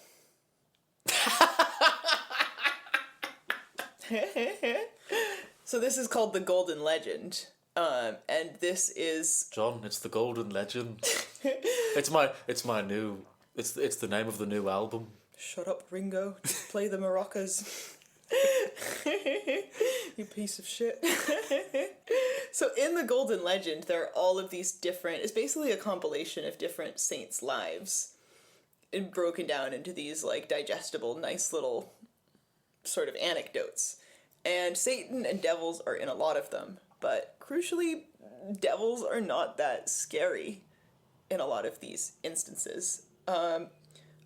Generally, they're vanquished by someone essentially through sheer force of holiness, or maybe through seeing through their trickery. So, for instance, there is a story of a devil who takes the form of a beautiful woman and starts, like, asking people questions that they don't know the answers to. This would work on me. Yeah, absolutely. And so she asks this pilgrim, there's a pilgrim that comes knocking on the door, and this devil babe says, okay, but you have to answer my questions 3. And first he answers 2 questions correctly. But the third question she asks is, how great is the distance between heaven and hell? To which the pilgrim says, I don't know. You should go and ask whoever sent you here. And in a sort of swipe or no swiping way, having been called out, the demon is forced to flee. And this is something you see over and over again, that the devil will try to get you on a technicality. He is a lawyer. And your job is not to argue with him on his own terms, but to basically see through his trickery. Now... His chicanery. Yes! So this was a text that was especially popular in the 13th century. And I think it's maybe in the century preceding that the idea of the devil as this, like, super argumentative stickler kind of really starts to take root, and eventually develops into the idea of the devil as a lawyer, which is quite literally realized in the 14th and 15th centuries in the form of a very popular law text often used at medieval law schools called the Processus Satanae, the trial of Satan. And so in this framework, hell is basically suing heaven for the souls of humanity. So they send a demon as their advocate, and heaven sends Mary. Jesus is the judge. This feels unfair. He's adjudicating. You're right, it does feel unfair. And in the course It's of a conflict of interest. It's like, that's my mom. In the course of this text, basically, the devil presents all of these extremely compelling arguments for why humanity's souls belong to hell. He basically actually absolutely demolishes Mary, and it plays out like almost like a weird fantasy, because at the end Mary breaks down crying and takes her top off. Remember what I was saying earlier about people's sexual fantasies? Yeah, and she implores Jesus, saying, "Surely you must value me, your divine mother." And my beautiful heaving bosoms. Yeah, exactly, that, fed you. Surely you must value that more than you value Satan, or the devil, or hell. And funnily enough, the devil says the devil protests this, saying, hey, wait on. Bullshit. That's not it. But Jesus is like, actually, no, overruled. I'm ruling in favor of Mary. From a modern standpoint, this is like, hey, wait, Jesus, that's not fair. He totally had her. But from a medieval canon law perspective, this is the grand unifying theory. This is an encapsulation Well, this is the point. of the purpose of canon law. And the groundwork for this is laid in the theory of salvation that takes root by the High Middle Ages. So, in the early Middle Ages, until around the year 1100, the theory of salvation is basically that when humanity sinned by eating the apple, we basically gave our souls away to the devil. So we incurred a debt to the devil, and Jesus had to die and go to hell. And thankfully, Jesus is worth like all of the humans, so only one Jesus had to die and go to hell. And basically, he swapped places, like a ransom. And so it's essentially like Jesus is paying off humanity's debt to Satan, to the devil. And this kind of coexisted with the idea of the harrowing of hell, which was this really popular medieval motif that after he died and before he was resurrected, Jesus went down to hell and basically freed all of the virtuous pagans who had never been baptized. Is that how they rationalized, actually, Julius Caesar is based in Christian? Yeah, essentially. Nice. I mean, yeah. But this whole idea of like, oh, we need to pay back the devil, like, that led to a lot of tension among Christians. Give the devil his due. Yeah, it's like, wait, what do we owe the devil? He's literally the devil. And like, if Christ is going down to hell and like taking it by force, taking everything by force from the devil, all of these souls, then like we haven't actually paid him back. We've cheated him. And like, surely God doesn't want to be a cheater. And also, surely, if, this freeing of people's souls could have been accomplished this whole time by divine power, rather than through, the system, then, like, why didn't Jesus just do that in the first place? Like, I don't know, it's very complicated. And so these were issues that were grappled with for centuries throughout the early Middle Ages, including St. Augustine, who basically said, I don't know why God wants to pay off Satan, but like, the main thing that's always stressed by these theologians is that God loves justice. And so Christianity becomes more and more legalistic. And that's the thing that's repeatedly reaffirmed. God loves justice. Divine power is not more important than divine justice. And finally, a bit of a resolution is reached when a bishop named Anselm of Canterbury says, that's absolutely true, and also I reject the premises that we owe the devil justice in the first place, because he's the devil, and the original sin was caused by trickery. And so the premises on which the argument that we owe our souls to Satan, and that he gets them by default until Christ saves us, that's completely false. What we owe is basically restitution to God. We owe him a big apology. We owe him like a cosmic apology. And so we owe him a debt of honor, actually. And so we failed to obey him. But Jesus, and again, this is all extremely legalistic. It's all nitty gritty, like they are not leaving anything up to the imagination, so to speak. They basically say that we can't restore this debt on our own. Like, if you steal something and then give it back, there's still a crime that's been committed. Yes. And even if we're obedient forever, there's still, like, that's what we owed God in the first place. Yeah. And so we're still in debt. And so that's Jesus' job. What we need is someone with a massive excess of obedience and honor. Someone with a superhuman amount of obedience and honor. And A so that's lamb-like devotion. Exactly. And so that's where Jesus comes in. And so humanity incurred a debt by choosing to sin, but Jesus pays off our debt to God by choosing to be more obedient and give more than he is strictly required to, thus creating an honor surplus that's used to pay off our honor debt to God. Now, if this all sounds insanely technical and confusing and weird, it is. It is. I think it's... That's what Christianity is. That is what Christianity is. And so they're establishing this idea that souls are something that can be bought and sold, essentially, and that honor and obedience are almost like a form of currency, which I think is really, really interesting and is definitely rubs a lot of people the wrong way. Well, it is weird.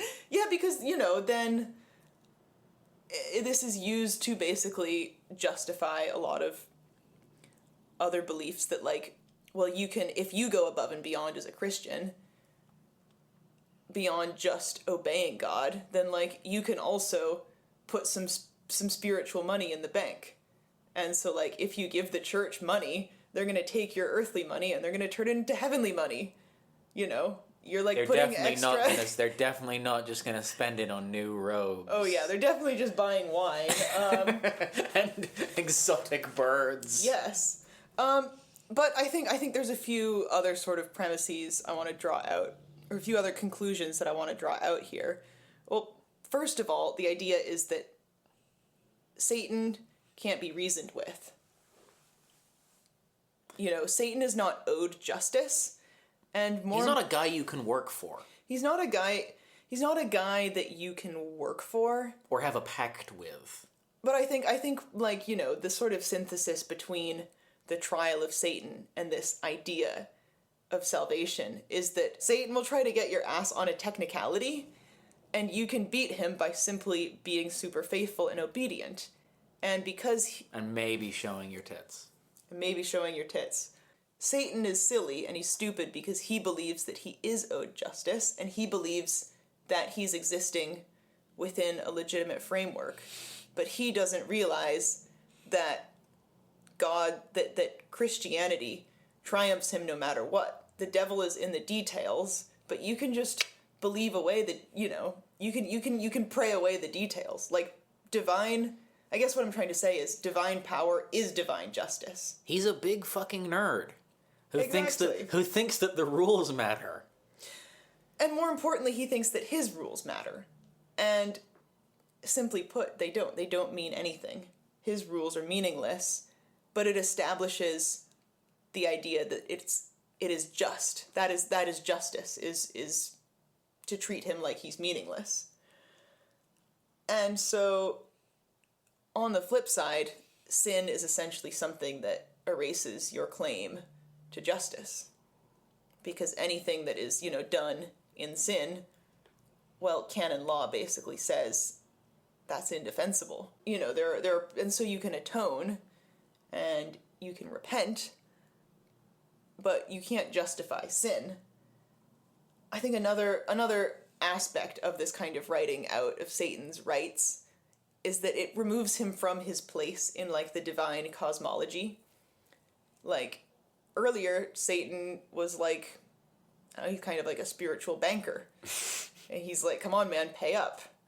And that's probably not tied into any other problematic beliefs about, like, other religions. No. But now, like, Satan basically gets fired.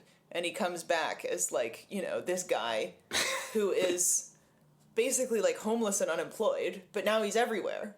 You know who he is to me? The late medieval Satan. He's a sort of Howard Hamlin character who doesn't really understand that the rules have changed. Nobody gives a shit about your laws anymore, man. Yeah, exactly. And so I think that's why, like, you have all of these sort of quasi-humorous portrayals of Satan in all these popular stories, is it's like we need to laugh him out of town because that's how we get rid of his power. So yeah, essentially Satan is no longer a guy who is waiting for you to inevitably be sent to him. He's a guy who has to, through trickery and false premises, convince you to fall, to fall. So all of a sudden Satan is everywhere, and he's essentially anything that could cause you to turn your back on God. Which is also part of the reason why, the idea that there is a cult that worships Satan is, if anything, more dangerous than what an actual real cult of Satan would be. Yeah. Because Satan's not powerful, but the idea of Satan being powerful is very dangerous. It's not really controversial to say that the Middle Ages is in many ways a story of increasing institutionalism. Like, everything is getting more complicated. And more bureaucratic. So bureaucratic, as you can see. Even religion is becoming paperwork. So this influential idea that we don't owe Satan anything, it's only to God that we owe our debt, that occurs around the year 1100.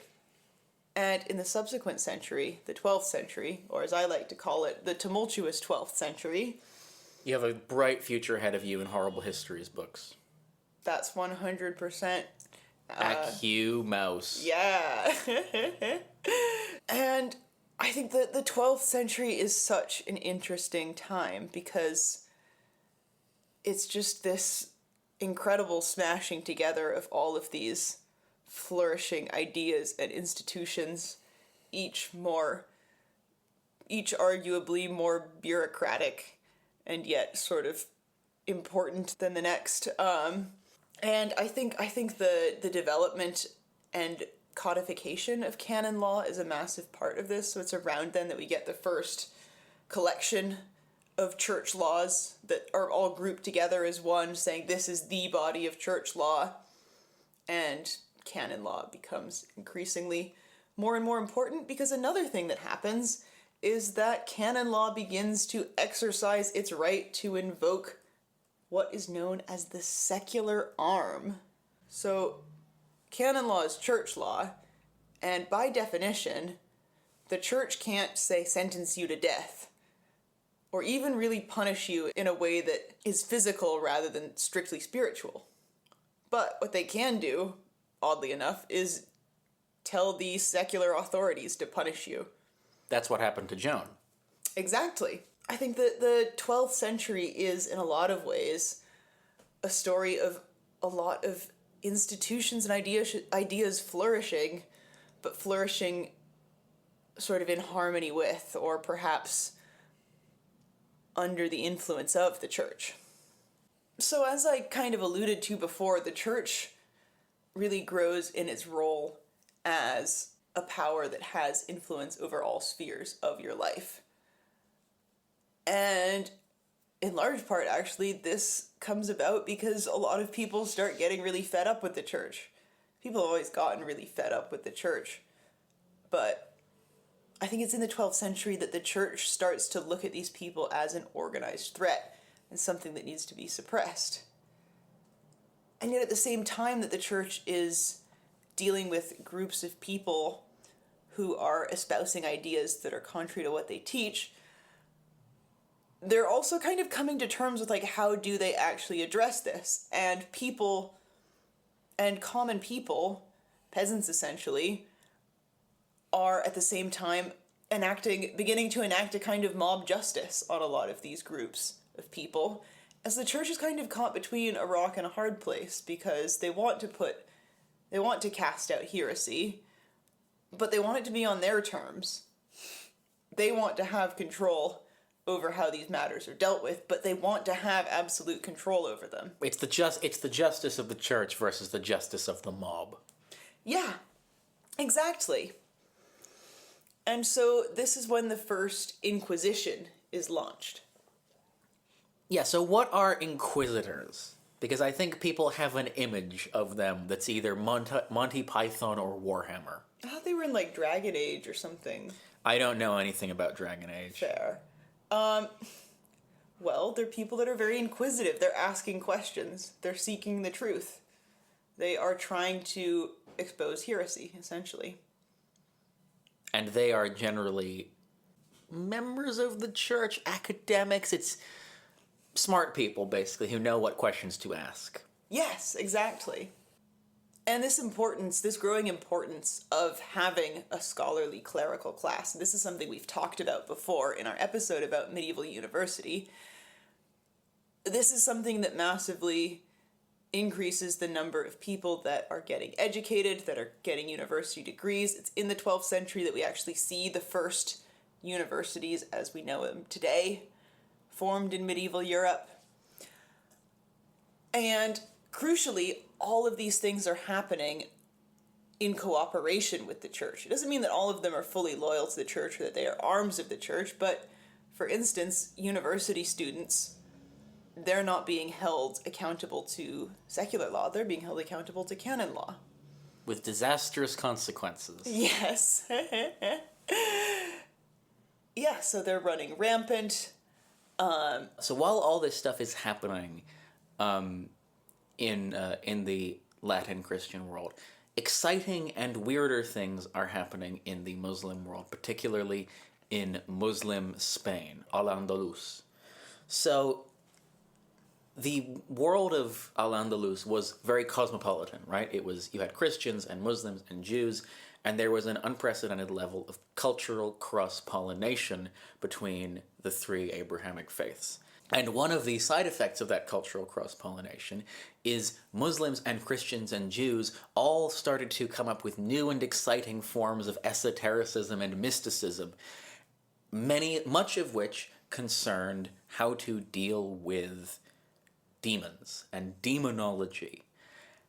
And this science, because that was what it was a science, was generally referred to as necromancy. So summoning spirits, basically. Not exactly what necromancy means now.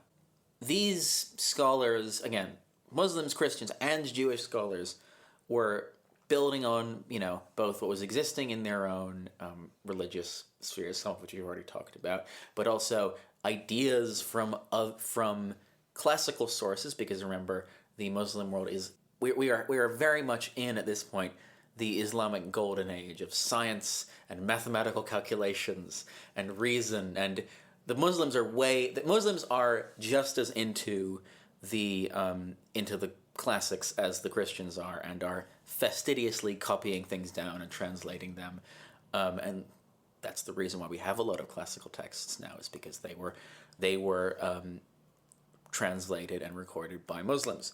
Anyway, now some of that knowledge was stuff that we would call, and I'm putting this in heavy quotation marks here, science. So things like astronomy and mathematics, the astrolabe that was so beloved by Abelard and Eloise. Aww, little astrolabe.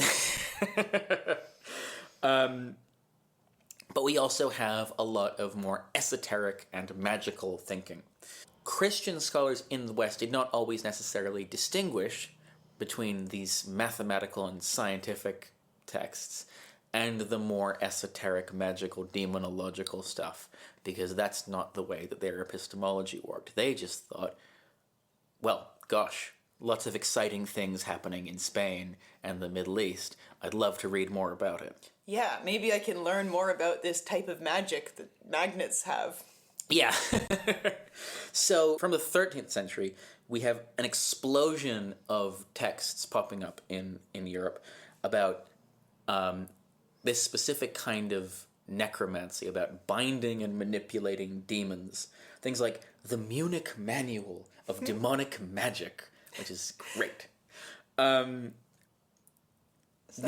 Sorry, go ahead. Sounds like a fake book title that J.K. Rowling would come up with after she gave up trying to make Harry Potter good.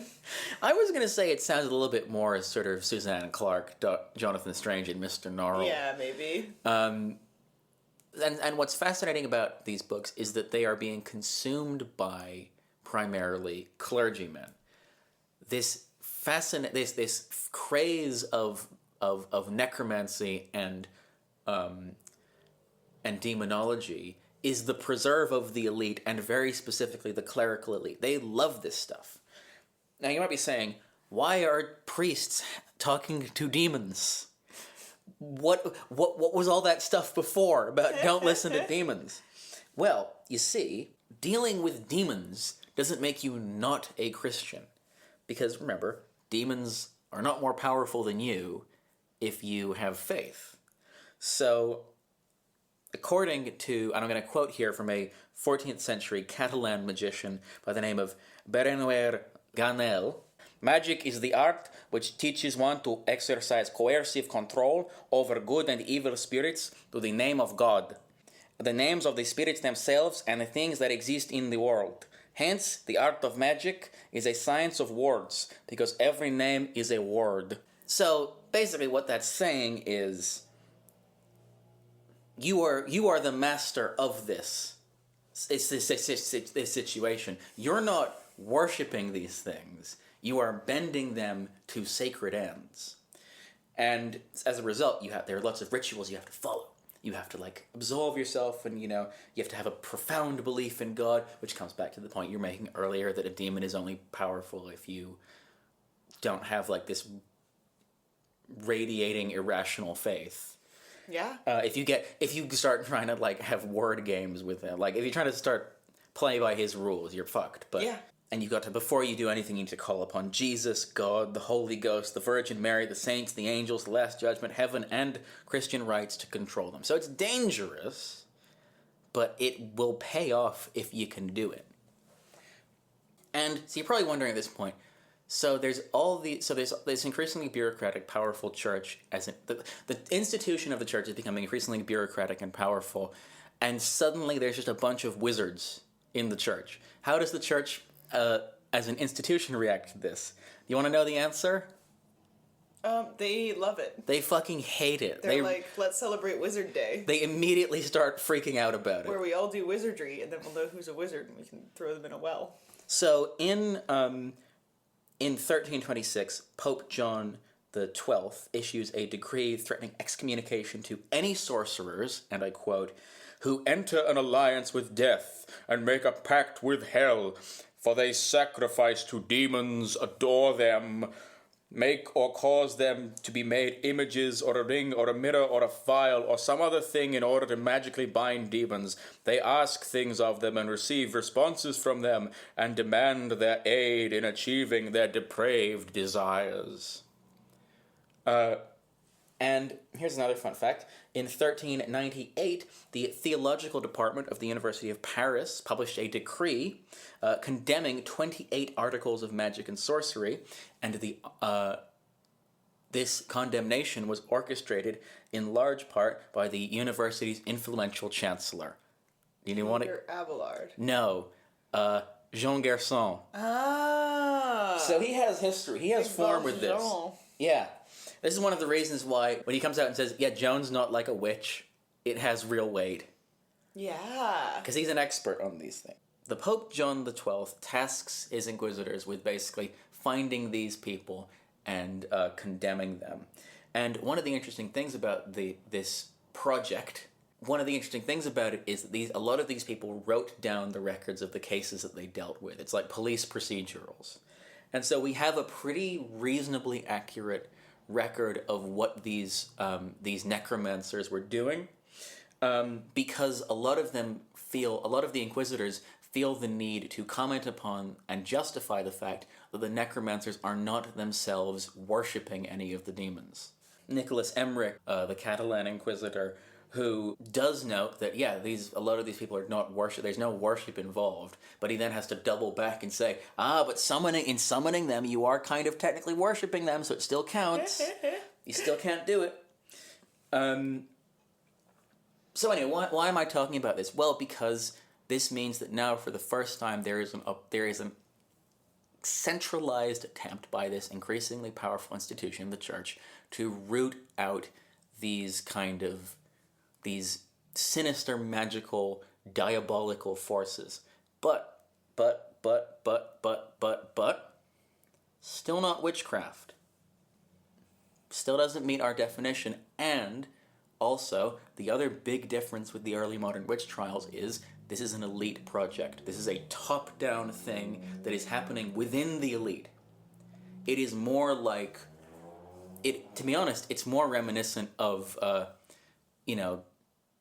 Stalin's purges than anything that happens in the Crucible. So, the idea of a witch, which again, no pun intended, refers to somebody who uses demons to perform magic and is in a cult worshipping Satan, only really shows up in the source record in the 1430s in texts like the Formaricus by Johannes Nieder. Quick sidebar, a lot of the moral panic about witchcraft and sorcery happens in Germany. I don't know if I have a satisfactory explanation for why.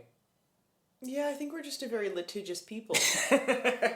We love details. So, what's interesting about the witch, the definition of a witch that emerges in the early 15th century, is that it now expands the definition. So, previous inquisitors were just concerned with this very specific, very ritualized form of necromancy that was happening amongst the elite.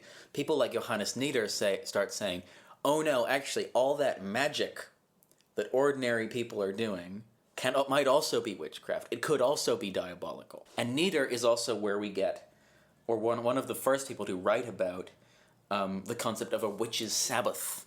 So this is the idea where the witches will gather to perform dark deeds and induct new cultists through strange and macabre rituals.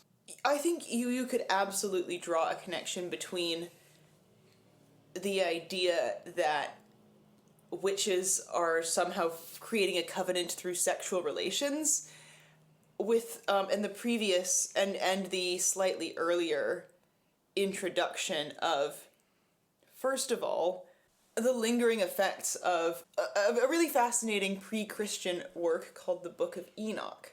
So this is a kind of alternate telling of the creation story. One of the things that the Book of Enoch alleges is that Eve conceived, I think, humanity by having sexual relations with giants. What? So it's an interesting. Let me actually. Is this just Jewish? confirm that. He said it was pre-Christian. Yeah, it is Jewish, but it was also adopted by early church fathers, and then they rejected it. It's like, this is too weird. One of the threads in this book. So this is a book that was that is not necessarily strictly considered canon in modern day, canonical in modern day Judaism and Christianity, but in late antiquity, when religious principles and structures were still very much sort of congealing out of the ether, this was a text that circulated a lot and had a lot of sway. And one of the, I think, quite sort of striking bits of imagery from this book is this very lurid depiction of fallen angels, so essentially devils, having sexual intercourse with humans and giving birth to a race of giants, a race of extremely sinful giants. And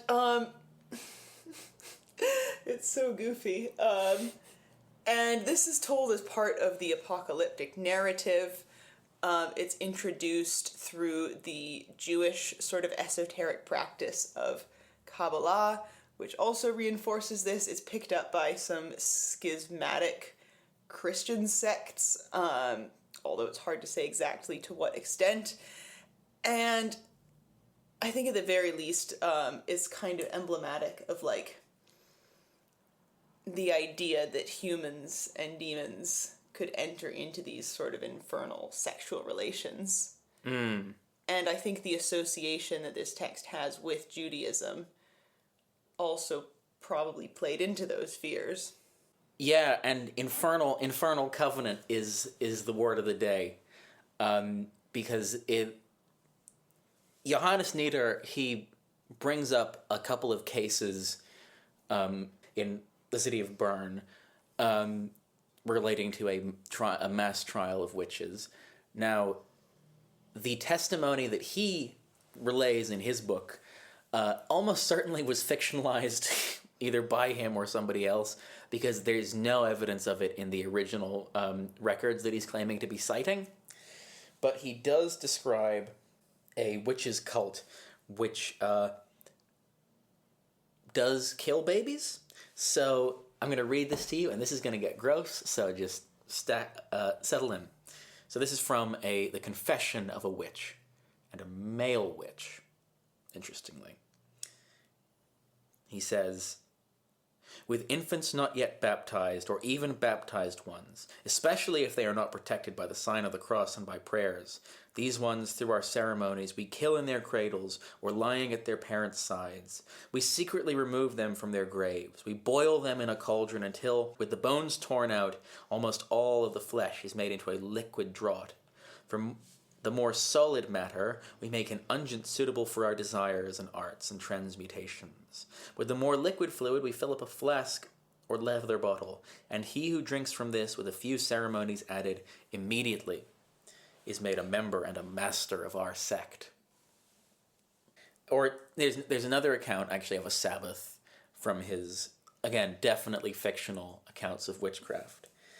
This is, again, from another man who claims to have been seduced by a witch's cult. "The order in which I was seduced is thus. It is necessary first, on the Lord's day, before the holy water is consecrated, that the future disciple, along with the masters, enter directly into the church, and there before them deny Christ, his faith, baptism, and the universal church. Then he must do homage to the magisterius, that is, to the little master. To thus and not otherwise they call the demon. Finally, he drinks from the bottle mentioned above, by which act instantly he feels himself to have received within himself images of our arts, and to retain the principal rights of this sect. In this way, I was seduced." So let's break that down a little bit here. So first of all, there's a sect. It's a cult. It's an organized thing. Second of all, you have rejection of Christ. This, again, as we've talked about before, was not present in other forms of magic, even other forms of magic that the church disapproved of. You might be heretical, but you would still be purportedly Christian. So this is new. This is an innovation. It's quite a scary one as well, because I think heresy is almost like hypocrisy, whereas this is like abandoning the whole framework altogether. It's sort of uncharted territory. Well, you're servant of an entirely different force now, which is frightening. Yeah, and I think it's worth saying that the idea of making a deal or a pact with the devil, even in exchange for your soul, is not like it's one that appears intermittently throughout the Middle Ages, but it is around this time that it really starts to kick off. I think the whole matter of this academic esotericism and demonology, that it rested mostly with the male clergy, doesn't mean that women weren't performing magic. No. Or purporting themselves, at the very least, to perform magic. However, it definitely meant that they may have been performing different magic. And something that feels almost a little too technical, but I think shouldn't be overlooked, is the fact that, first of all, almost everything is written in Latin up to this point, and second of all, in essentially every language in Europe, including English, there is grammatical gender, which means that when you talk about someone who is a witch or a magician, you are by definition gendering that word.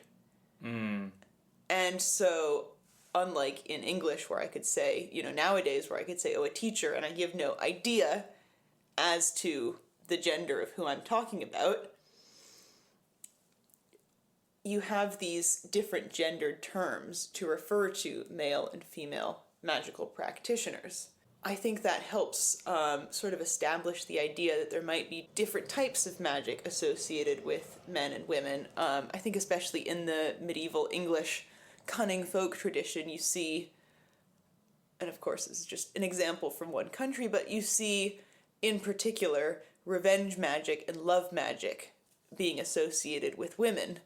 Generally, I think you can take the implication here to be that women are too weak to exact their own revenge, and that failures in romance and fertility are perceived to be extremely embarrassing to women, because in a world where they are told that their value is to be wives and mothers, they are failing, at their essentially divine purpose if they can't do that.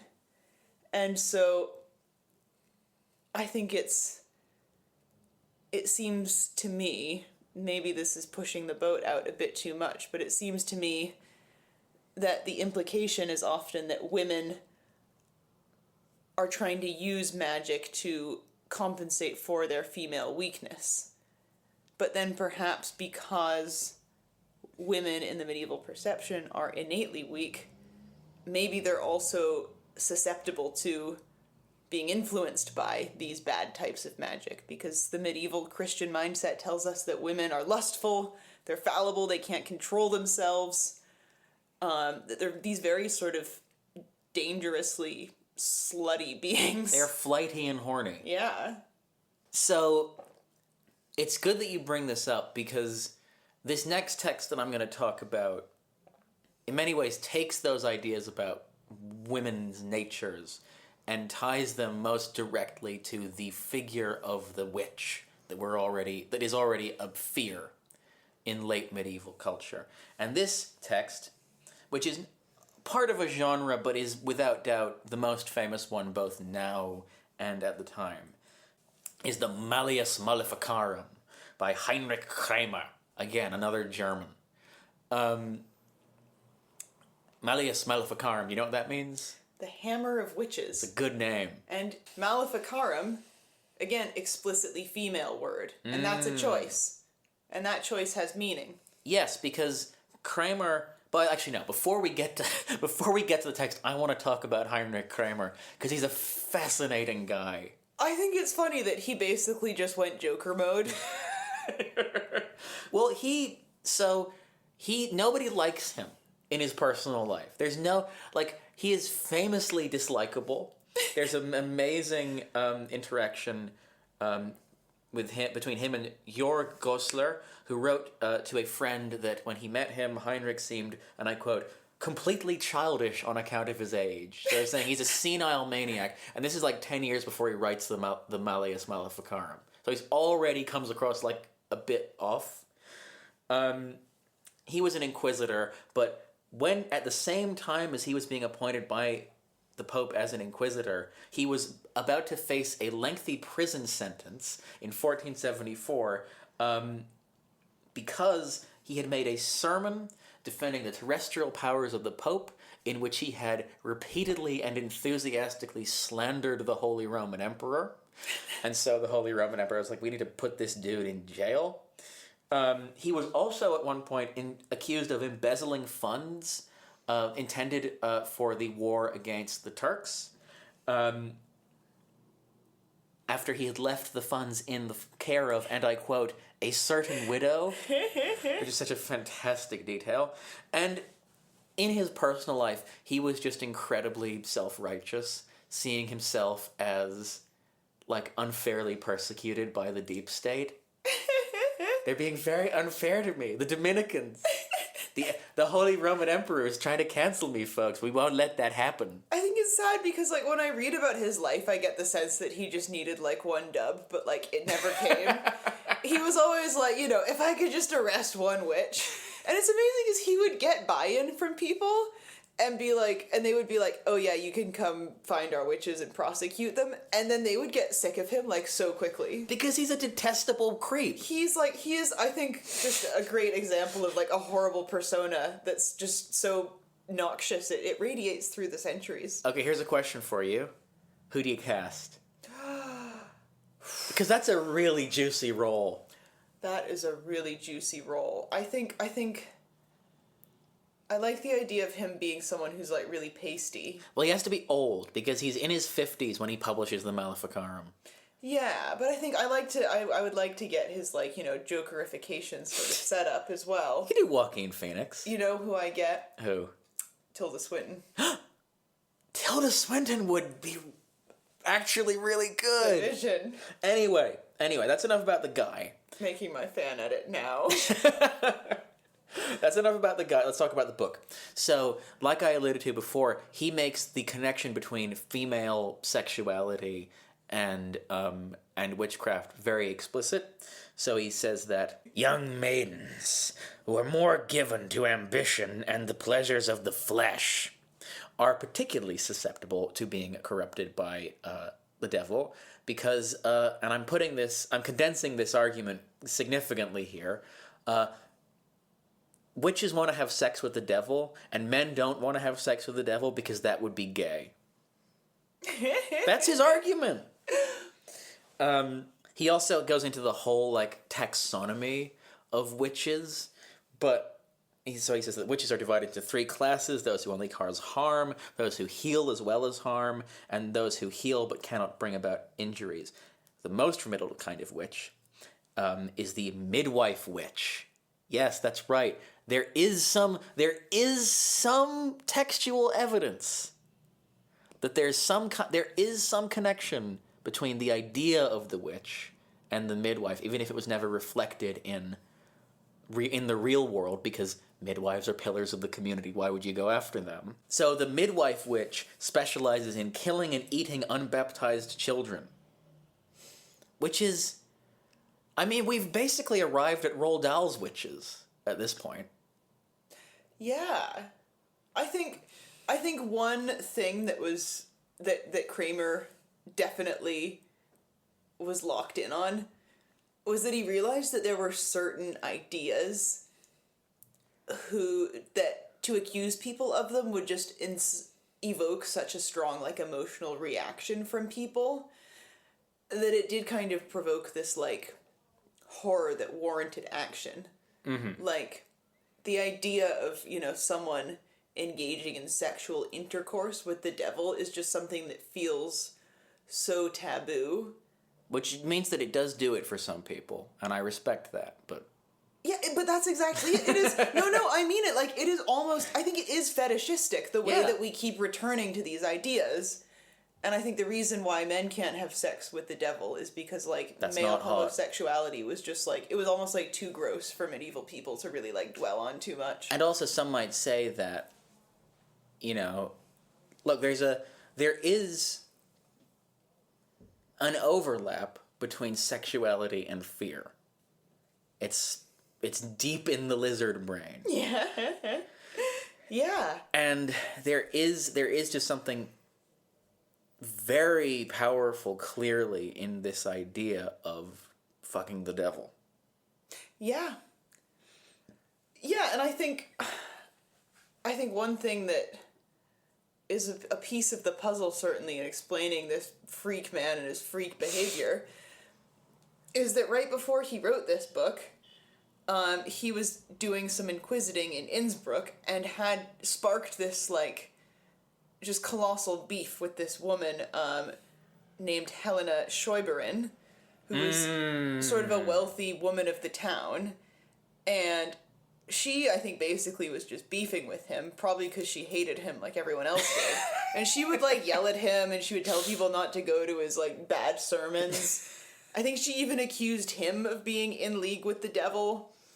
And Kramer basically entered into this really lengthy trial where he attempted to find her and a few other people guilty of witchcraft. And he focused really heavily on, like, sexuality and trying to use her sexuality as a means of, like, justifying his claims, but as was wont to happen in his life, people just eventually just got sick of him and stopped taking him seriously.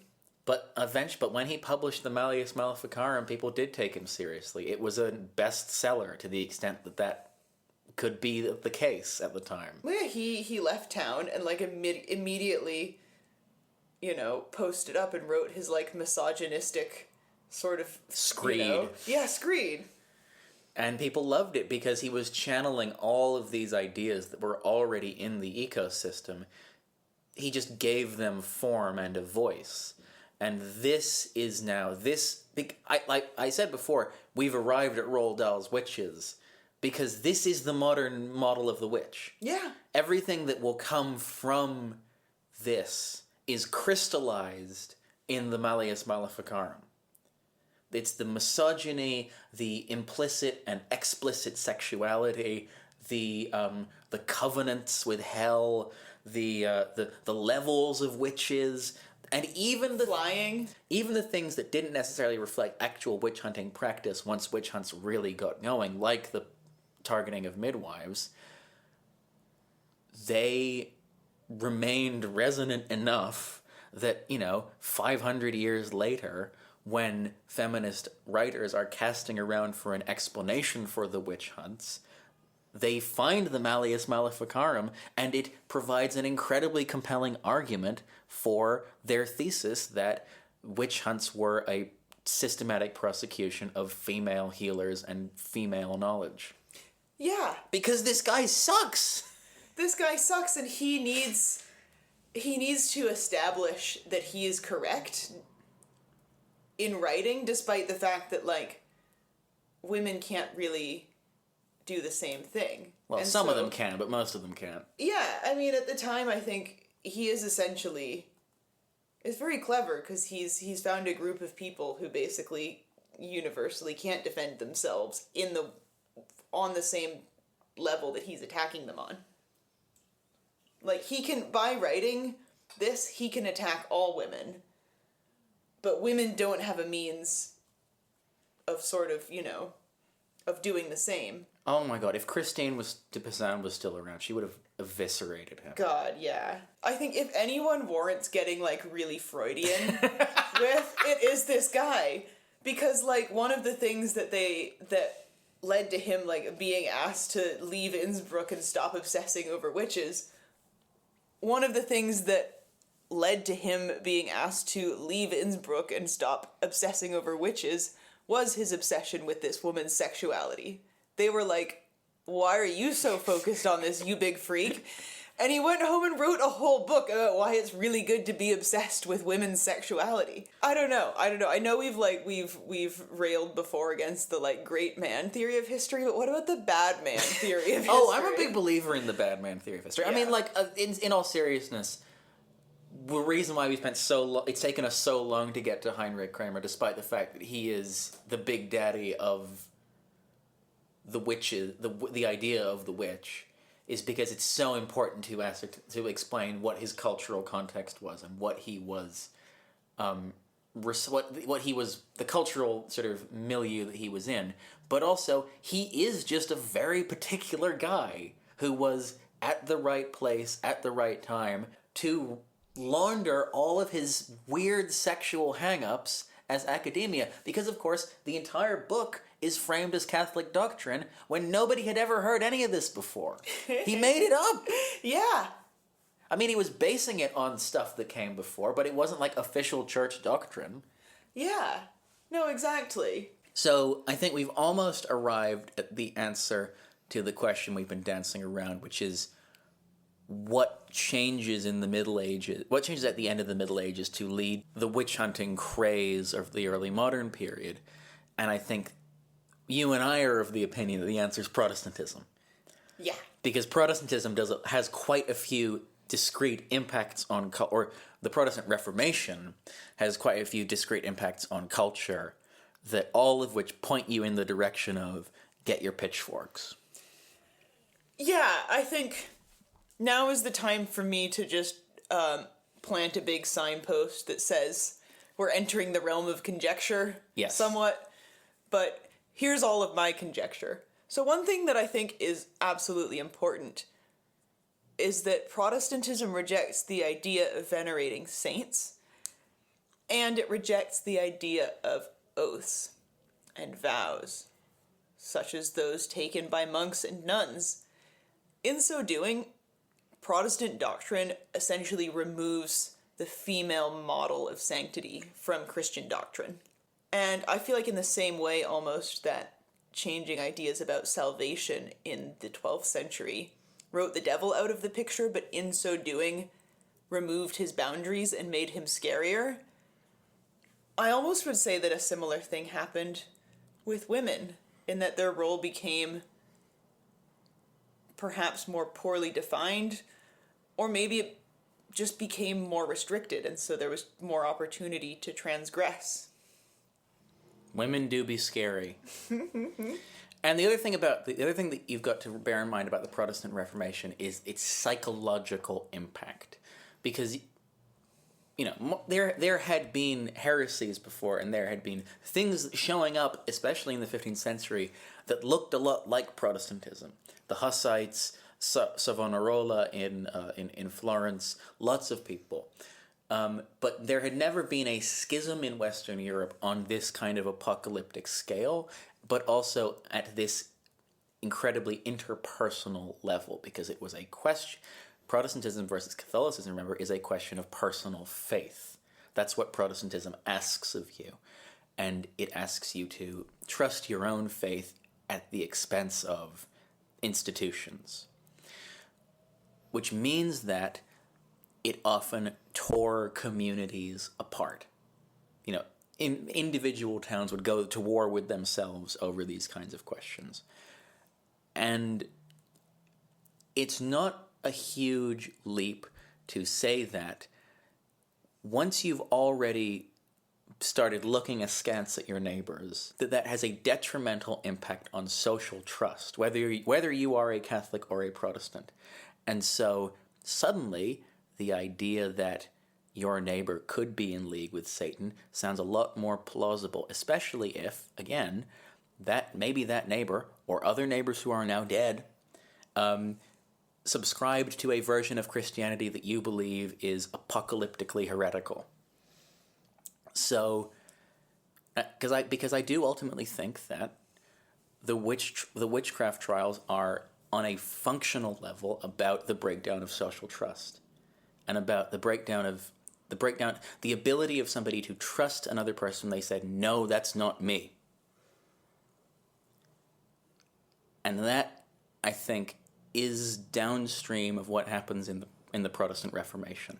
It breaks and then eventually reshapes the bonds that hold society together.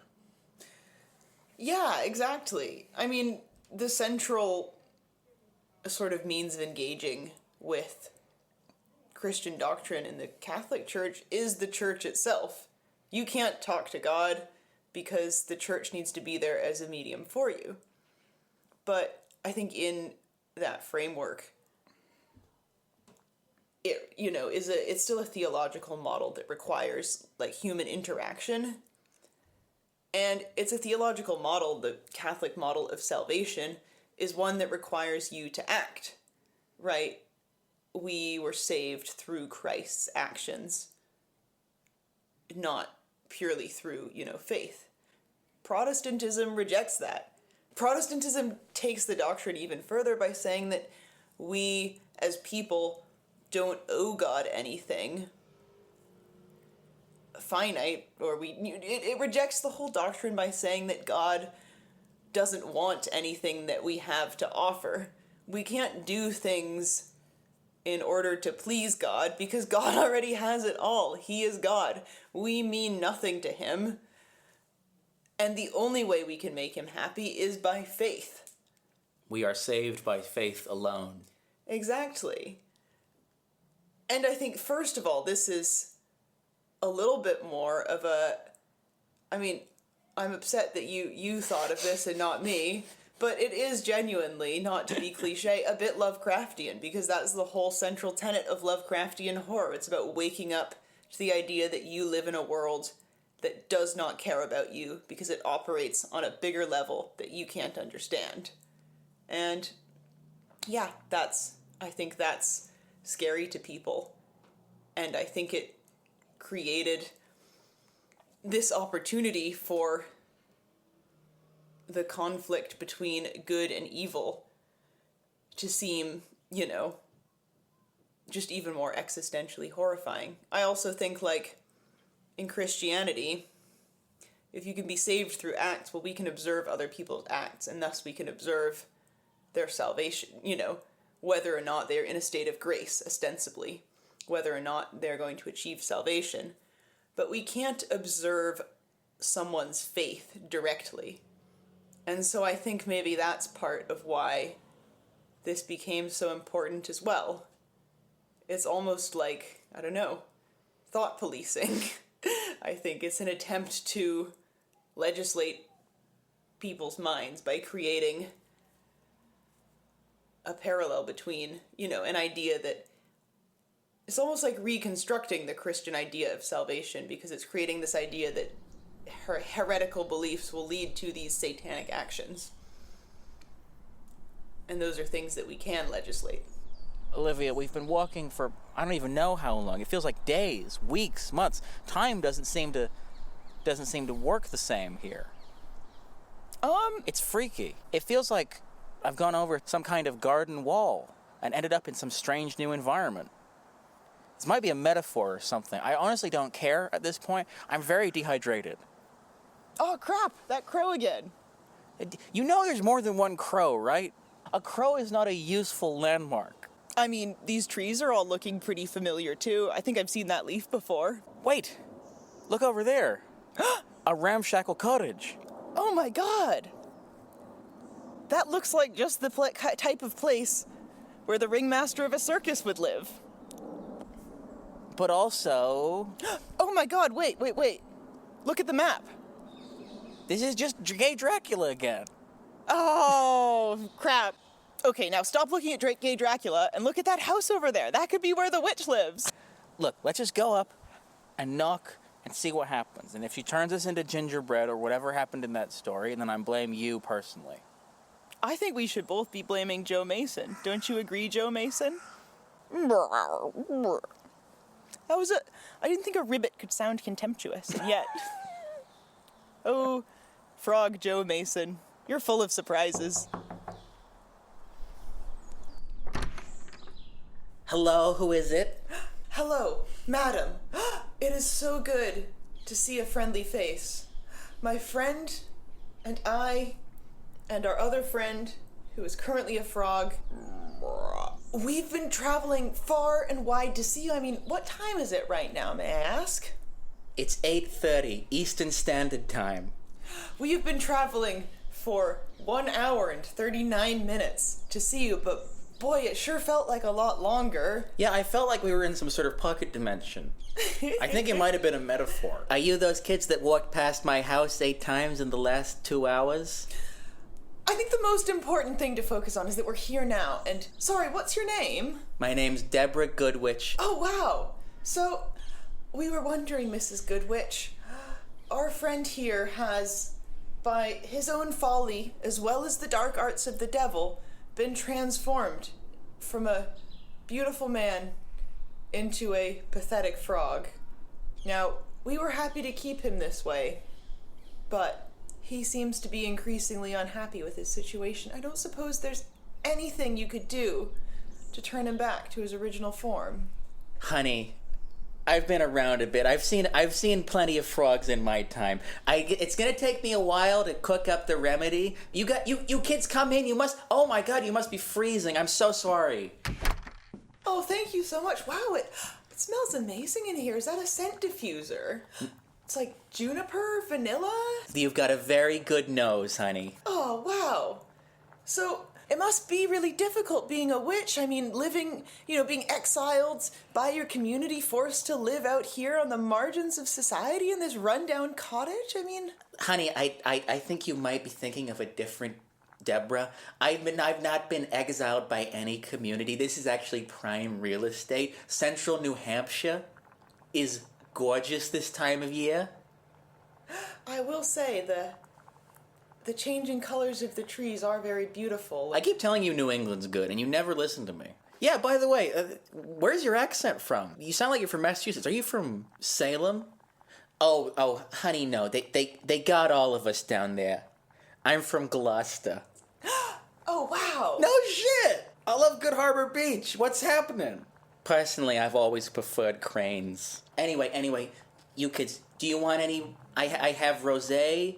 My husband's just gone down to the store with the dog. He's gonna get a sandwich and some wine, and they give the dog a bit of ham for free. Now, they keep telling me, my veterinarian keeps telling me that I gotta stop giving Cooper ham because he says, and I quote, that's the fattest basset hound I've ever seen in my life. But he's just a poor little dog with rheumatoid arthritis.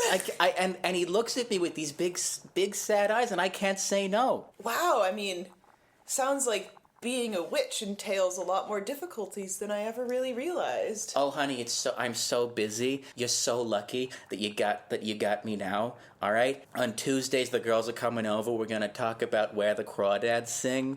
On Wednesday, I gotta go visit my doctor. Your witch doctor? No, my regular doctor.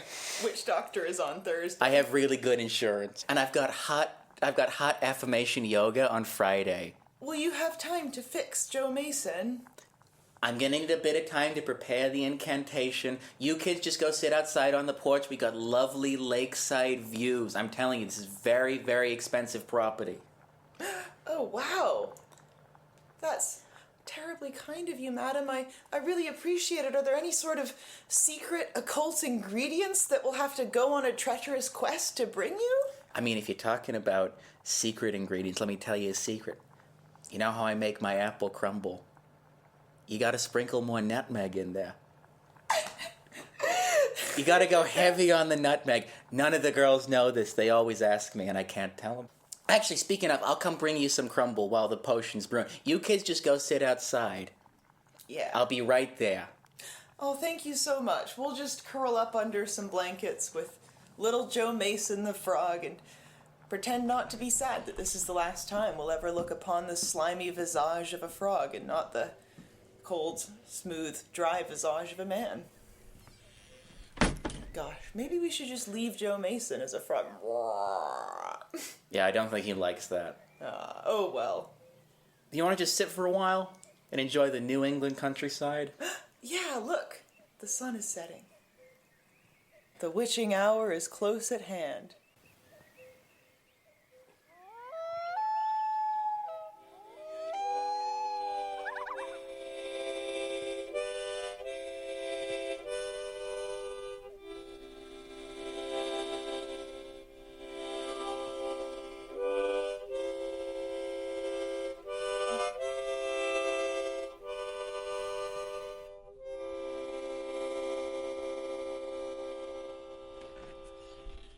Joe Mason, you're back. Oh yeah, sorry, I should have specified. He's not going to be able to speak human language for another few months. It turns out that my potions don't work quite as well when I've had a few too many hard kombuchas. You know what, madam? You've done such an incredible job. Yeah, thanks, Debbie Goodwitch. Oh, please. All my friends call me Deb. Now, I'm just going to go back into the kitchen and get you some crumble. In the meanwhile, I'll let you finish your little podcast, okay? Oh, thank you, Deb. Well, that's about going to do it for this year's Halloween special of the Weird Medieval Guys podcast. I hope you enjoyed it. I have had so much fun recording this episode. I hope you have had fun listening to it. We really did get lost in a wood. Yeah, That true. wasn't a bit. That was real. At any given moment, there were only like 3 children and 5 dogs. 12 adults within eyesight. Anyway, Olivia, where can people find you? You can find me on Twitter at Weird Medieval, and on my personal is at Olivia__MS. I am at Aaron P. Tappers on Twitter and at Aaron on Blue Sky, and you can always find both of us on the Weird Medieval Guys official Discord, which is popping off at the moment. Thank you guys for making it pop off. We love all of our little agents of chaos. Yes. And it's a great community if you want to have just nice conversations about history, get good recommendations for things to read, watch, and listen to, and just generally have a fun time. yeah, absolutely. Yeah, it is. I do often marvel at the fact that, like, it's just such a organically sweet community. That sounds like something that Deborah Goodwin would say. Do you like my granola? It's organically sweet. And if you like our podcast and you feel it worthy of a 5-star review, we would love it if you gave us one on your podcast platform of choice. You also on Spotify can leave us a comment. So feel free to let us know your thoughts on this episode, and we might read it out loud on the next episode, just like we're about to do now. Just like Daniel, who says, nothing like the weird medieval guys to go out on a jog and travel to a different time. This is one of my favorite episodes so far, he said, of the Norse mythology episode. I genuinely cannot imagine the sound of my own, like, droning, stuttering voice being a motivation to anyone on a run, but if it somehow is, then God bless. No, Odin bless. you got the voice of an angel. Anyway, until next time, take it easy. Happy Halloween! Ooh.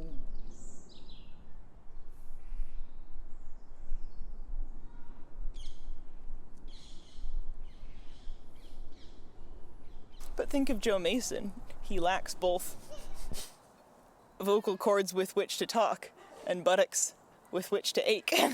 They're more of a squatting people. Yeah. Oh, nope, sorry, actually, I take that back. Upon closer inspection, Satan turned Joe Mason into an incredibly caked-up frog. He's packing a massive caboose. Wow, that wagon. No, you keep going. More jokes you can make. All right, new strategy. Let's get out of the woods, sell Joe Mason to a carnival, where he will be forced to dance in Suggestive, meta suggestive. in a comically small, suggestive outfit for bewildered onlookers, who will then pelt him with pennies. It will not be a good life for him, but it will be for us. I'm still stuck on caked up frog. Yeah, that dumper. That dump truck. Yeah, exactly.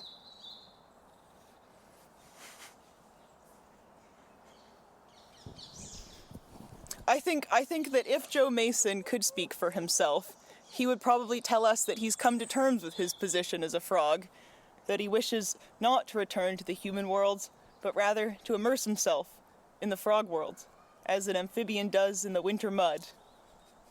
To leave the path of humanity and choose that of the small, slimy beast, who still finds great dignity in his ribbiting, his hopping, his spawning. Yeah, he finds riveting. Unfortunately, Riveter will be just one of the many career pathways that is now closed to Joe Mason. For his tiny frog hands are too small and too feeble to hold the hammer. There's no structure anymore. I'm just riffing.